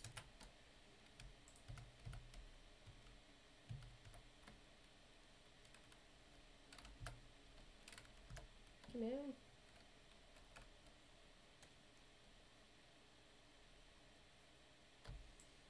Alright, so let's see what this looks like. Let's bring the sleeve shadow, or the upper arm shadow. I keep calling it the wrong one. It's really the sleeve shadow.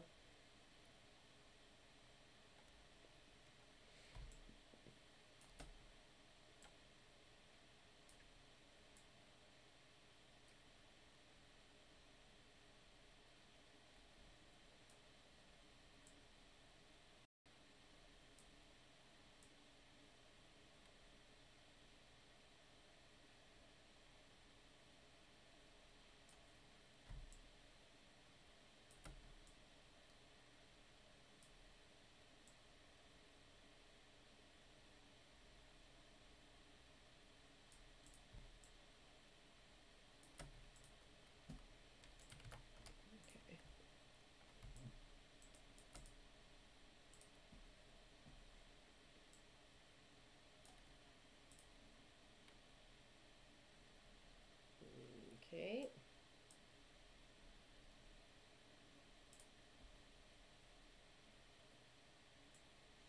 You can actually also do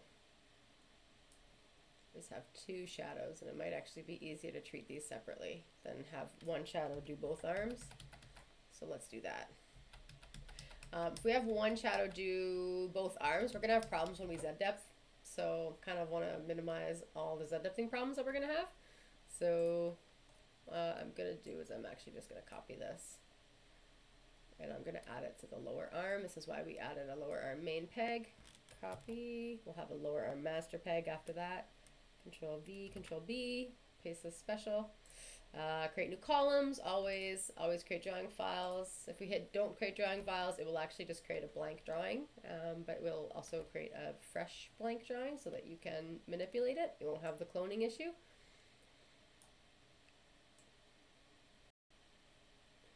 Alright, so we'll put this here. I'm actually going to put it behind, and I'm going to change the name so that it's lower.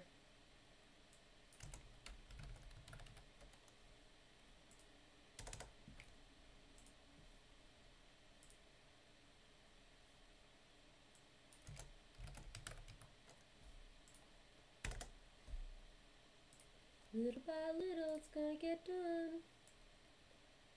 Alright. Copy, view B. I want this one as well. I'm pasting special my pegs. That's a huge thing. You don't want to copy paste your pegs. You'll run into some pretty big animation problems. Pretty wild animation problems too. Everybody's always like, what is going on? When they don't know the problem, when they don't know what to look for. Alright, this is going to be the lower arm master.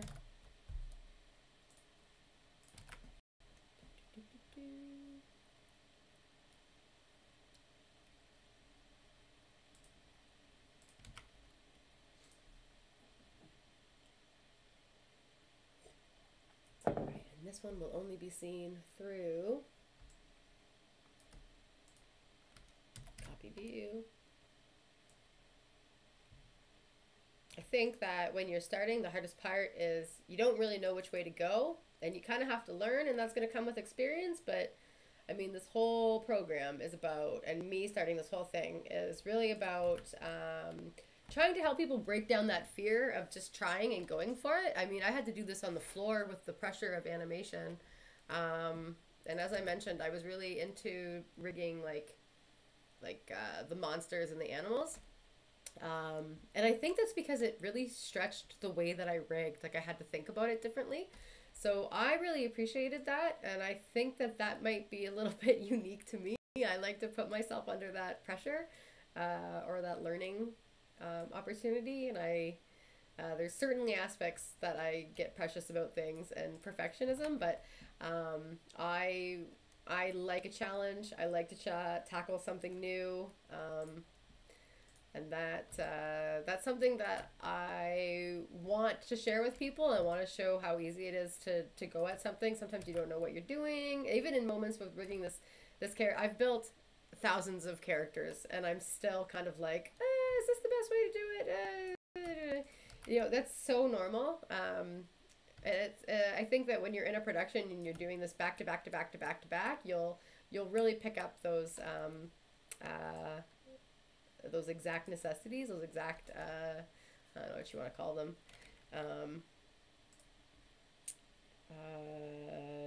methods, momentum, skills, whatever, but you will not get better if you're not making mistakes. So keep that in mind. It's something to be celebrated. I always see it that way. I always throw little mini parties for my teammates or anybody that I'm teaching when they're really struggling with something, when they finally get through something. That's a real reason to celebrate when you're working with rigging. So yeah, it's a thing. It's definitely a thing. All right, so let's play with this. Let's give these drawings. It looks like we're going to be getting into deformers next week as well. But let's go through here and make sure that we have all of our what we're gonna do now is create our overlapping artwork.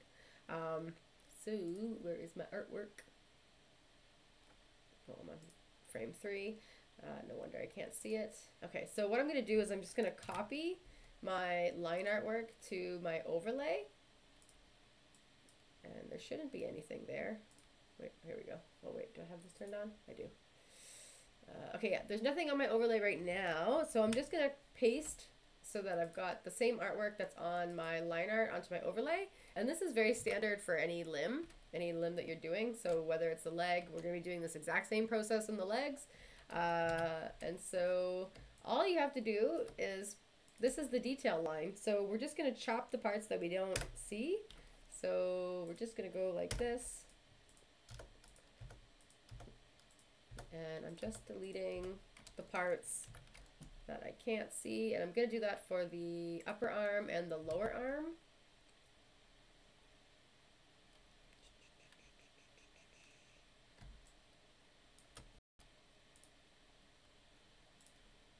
Copy. And on the long noodly arm, Control V.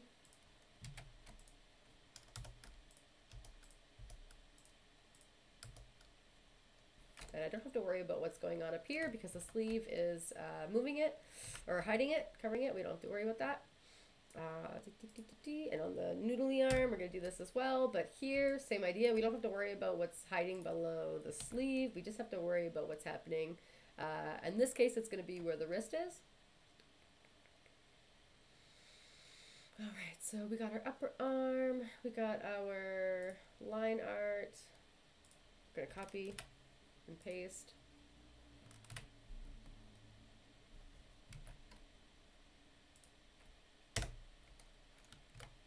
All right. And so now what's going to happen when we go and add our hand drawing? Right now I haven't added anything. So if I just do a quick, I'm just going to do a quick temporary drawing for now. Activate.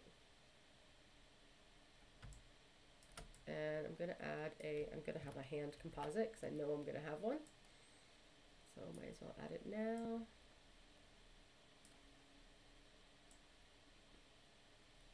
Bring down the line and the color.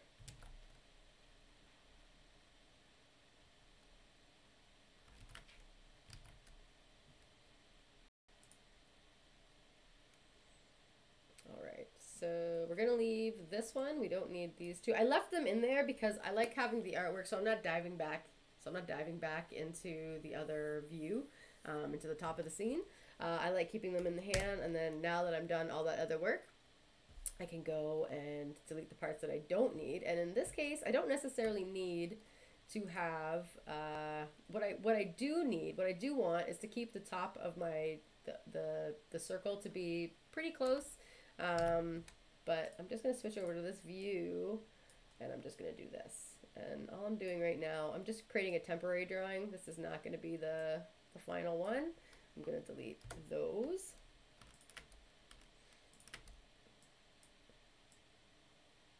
I'm just going to do this, just going to do this. Oh, sweet. Love to buy followers. Sweet. Hit me up. No, I'm okay. Thanks. Is that a bot? Is that my first bot? That's exciting.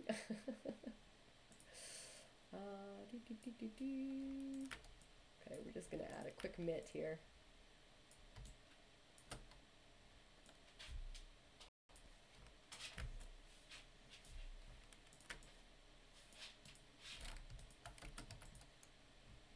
Control X, Control V, do the skin. We'll do this cleaner another time. But here, what we're going to do now is we're going to use the same fashion that we've crossed because what we're doing is we have these two drawings, so we have to add the hand to cut the upper arm line. So what that's going to look like is just grabbing an auto patch from the hand, and we're just going to add it to the upper arm cutter. So we're going to add we can add our composite.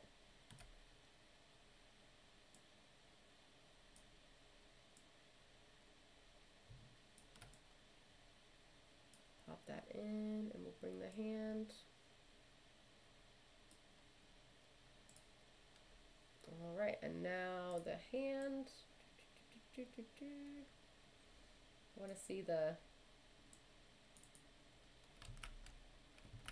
overlay. Did I not add it already? Maybe I haven't added it yet.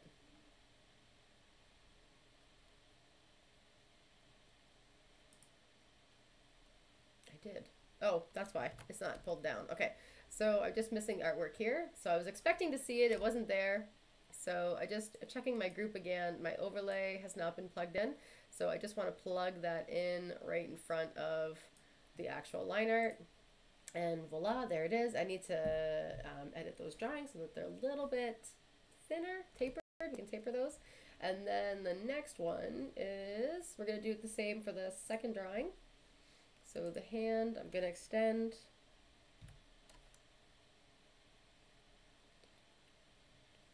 And we're just going to add another composite. This is a trick that I like to add, but I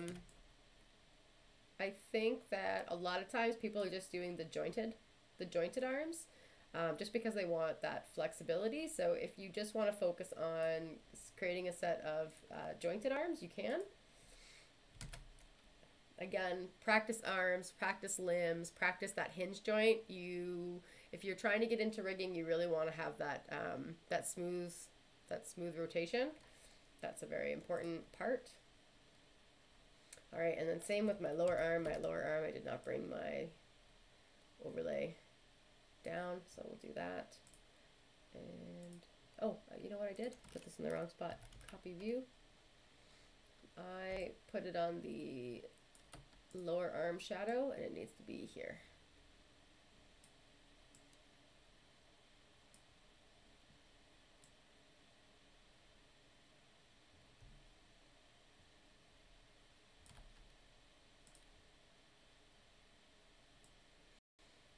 be this one. All right, now we still have something. What is going on? So I've got my underlay plugged in. I've got my overlay plugged in. That's not right. It's this one.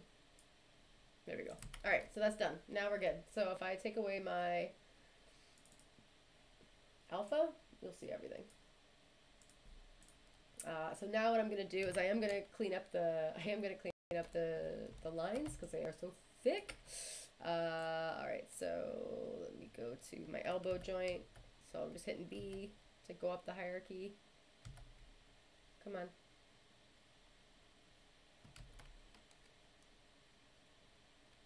And when I rotate this, you will see. I was trying to put the elbow low enough that I could see it. I could see this detail, but it looks like it's going to be hidden. If I put it, I could shorten the sleeve a little bit.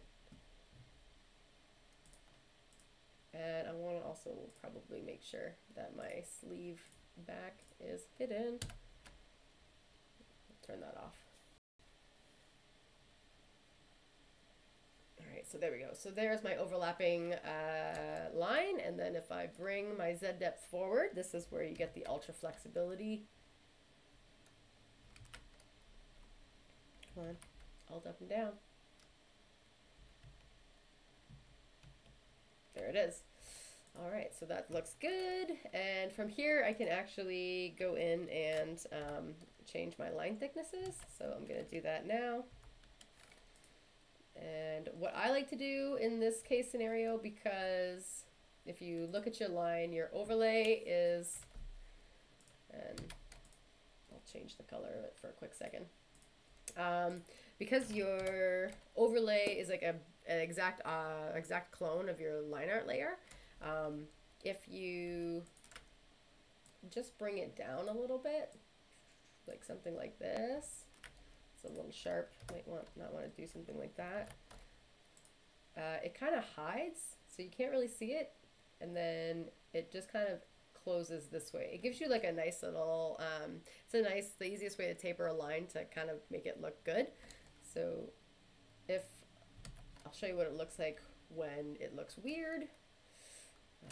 Do the opposite. So this is like, if I taper both, this is kind of the standard taper, but in this case, it kind of sometimes looks weird. This is kind of what that looks like.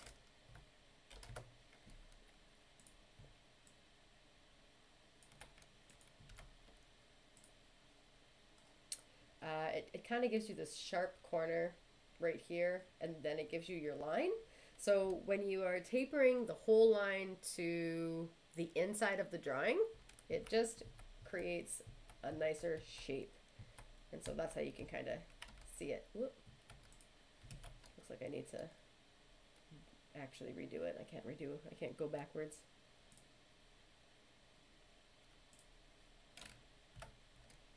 All right, so that looks like, and always want to preserve the line thickness somewhere.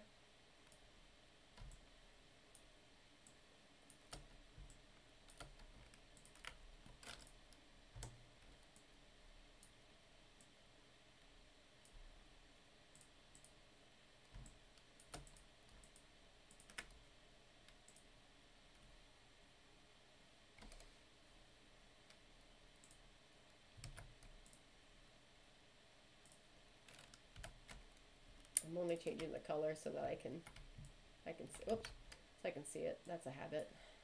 That was just muscle memory.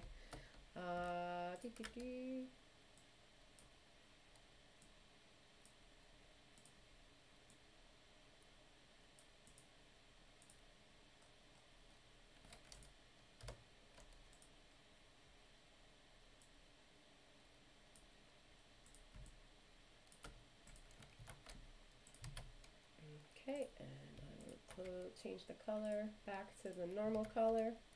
And we want to do this one. And I also want to remember that I have to go back and do the upper arm, the noodle arm. Oops. And then we'll call it a day. That's it. Congrats on, thank you. I know, that's something I celebrate. Little victories. I've had my first haggle, and then I've also had my first bot. That's a good sign.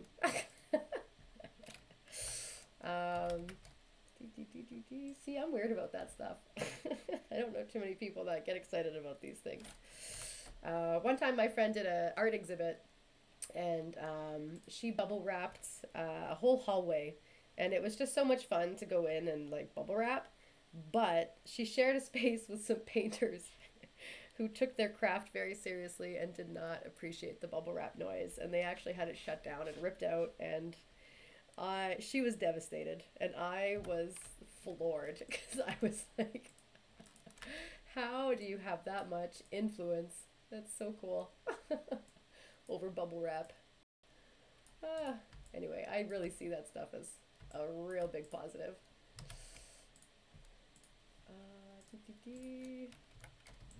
Alright, and so now we gotta do, let's reset this peg. That looks good. Looks really good, actually. And now we're gonna do the same thing for here.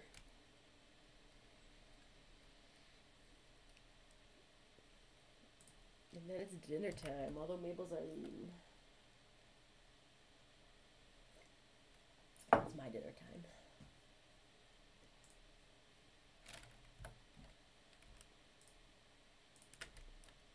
How did your nuke composition go? Your live action? Are you still working on it? Are you taking a break?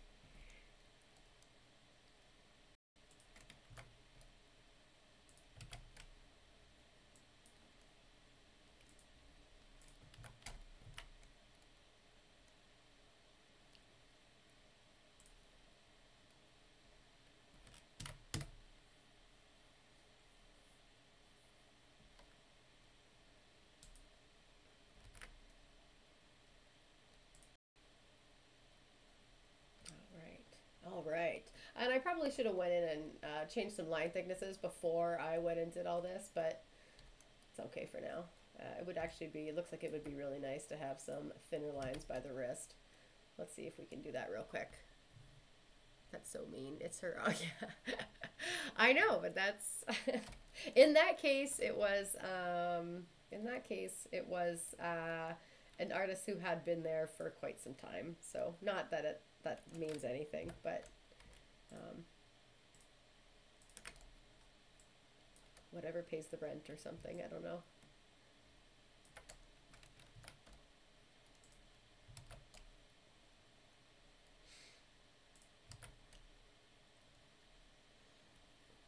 Have to sit and render. Are you just doing homework right now, or this is for your, you said you're out of school, so it's for your portfolio. There you go.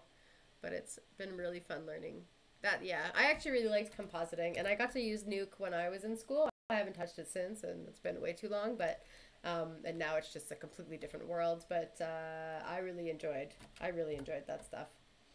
Okay, so what I'm gonna do, I want to do this. I want to change the bottom of the wrists. Ooh, so we're gonna do this. I'm gonna change this to be 5. Let's see what that looks like, half.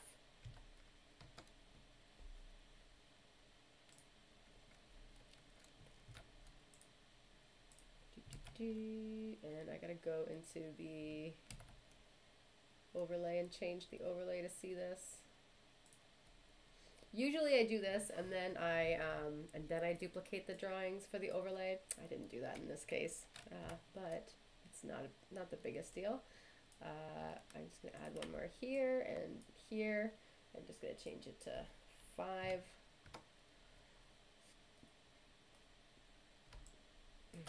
And then down here, I'm also going to change this to 5. And then I got to get rid of the bump.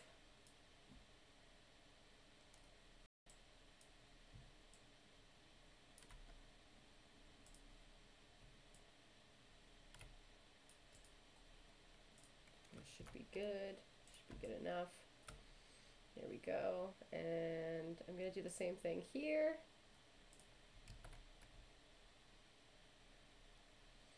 And for this drawing, I'm actually going to change it a little bit. I'm going to hide the, let me hide the sleeve.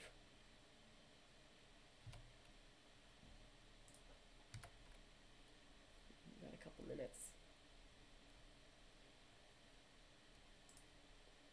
Okay, so I'll do the upper arm first, and actually what I'll show you is how I picked this reference. So on the first frame, I actually don't know if I like the gradation here, but all right, so here what I'm gonna do is I'm gonna kind of like take the temperature to see what the line thickness it should be. I was gonna say it should be around 7 because it kind of, it's math. So at some point it becomes predictable. So yeah, so I checked the center. That's kind of where the elbow is. So what I'm going to do is I'm going to go to the other drawing where it's jointed. So on frame 2, and I'm basically going to leave the top at 10, and then I'm going to bring, for both of these drawings, I'm going to bring the line thickness to 7. And then that's going to give us the nice gradual line throughout the whole arm. So this is where I'm going to turn it into a 7. We'll have to do the thing. Whoops, not 107.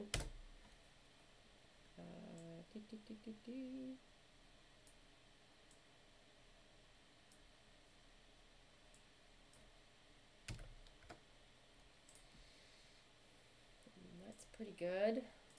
Looks pretty clean. Trim it a little. Started with compositing for 3D animation, and I'm branching out into live action comp and 2D animation comp soon. Since I specialize in animation and compositing, I love working in Nuke. I love the nodes. Nuke has the nodes, right? If I remember that correctly. That's why I picked up Harmony so well, is because I like the nodes. Harmony compositing is there's a worldwide shortage for compositors. So if you're looking for a job, don't underestimate that skill. It's very good. It's a very good skill, and it's in need. So people are looking for compositors. All right, so taking these, turning these all to 7. And now we'll do the same thing with the lower arm. And we'll go from 7 at the top, and then we'll bring it down to 5. So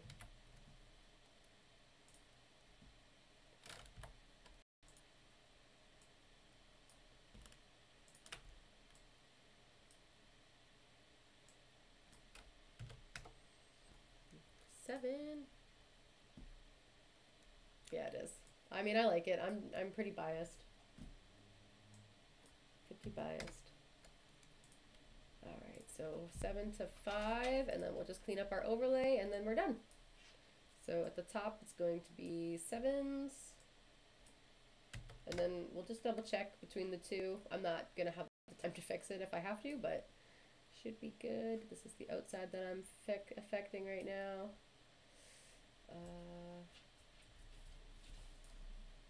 Just making sure it's not lumpy. And then to do the bottom, we turn this into a 5. I was gonna say a 2, but this will be a 5.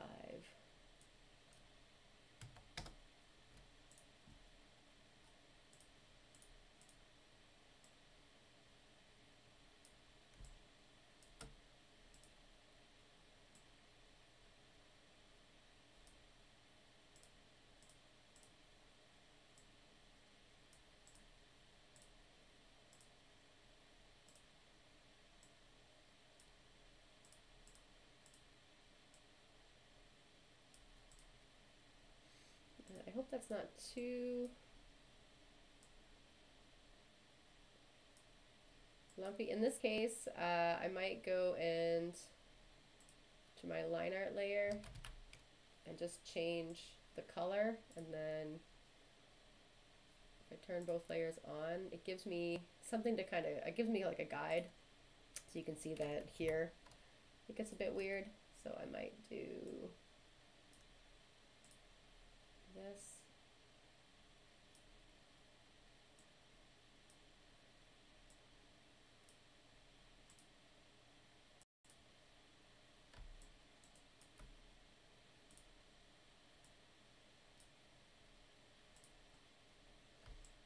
Okay, and that's good enough.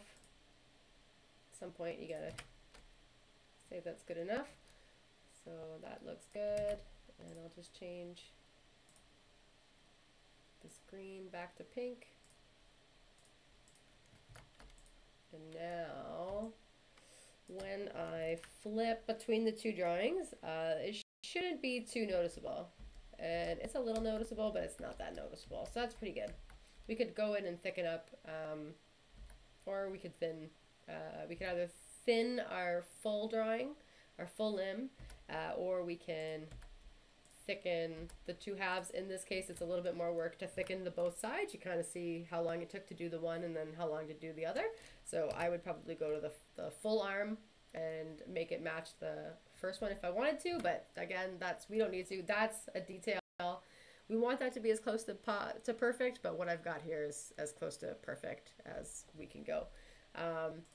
So that's good. That's wonderful. We've got an arm done. So next week we will add the deformers.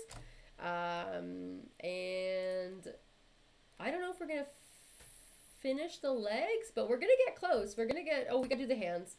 So we got deformers, we got to do our hands, and we'll make sure that the arm is in perfect little condition here.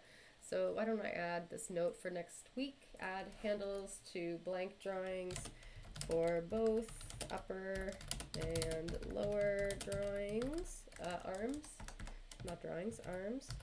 Then I said add deformers, double check layering, and hands, prop hands, add prop hands. Double check layering and hierarchy. This is embarrassing to spell this online. Hierarchy. Hierarchy. Probably the hardest word for me to spell. And that's it. That's it. We can go in and maybe do some more tapered lines for the sleeve. Taper lines for sleeves, just so that it matches the rest of the design. And yeah, that's perfect. So yeah, thanks for rigging along with me, Pip Store. And yeah, we'll see you next week. I hope that you'll come around. If it's, it's okay. Yeah, come around, and yeah, next week we'll finish the arms and we'll be starting the legs. And again, we'll be done the first. Yeah, we'll definitely be done the first few before Christmas. All right. So have a nice one. Okay. Bye.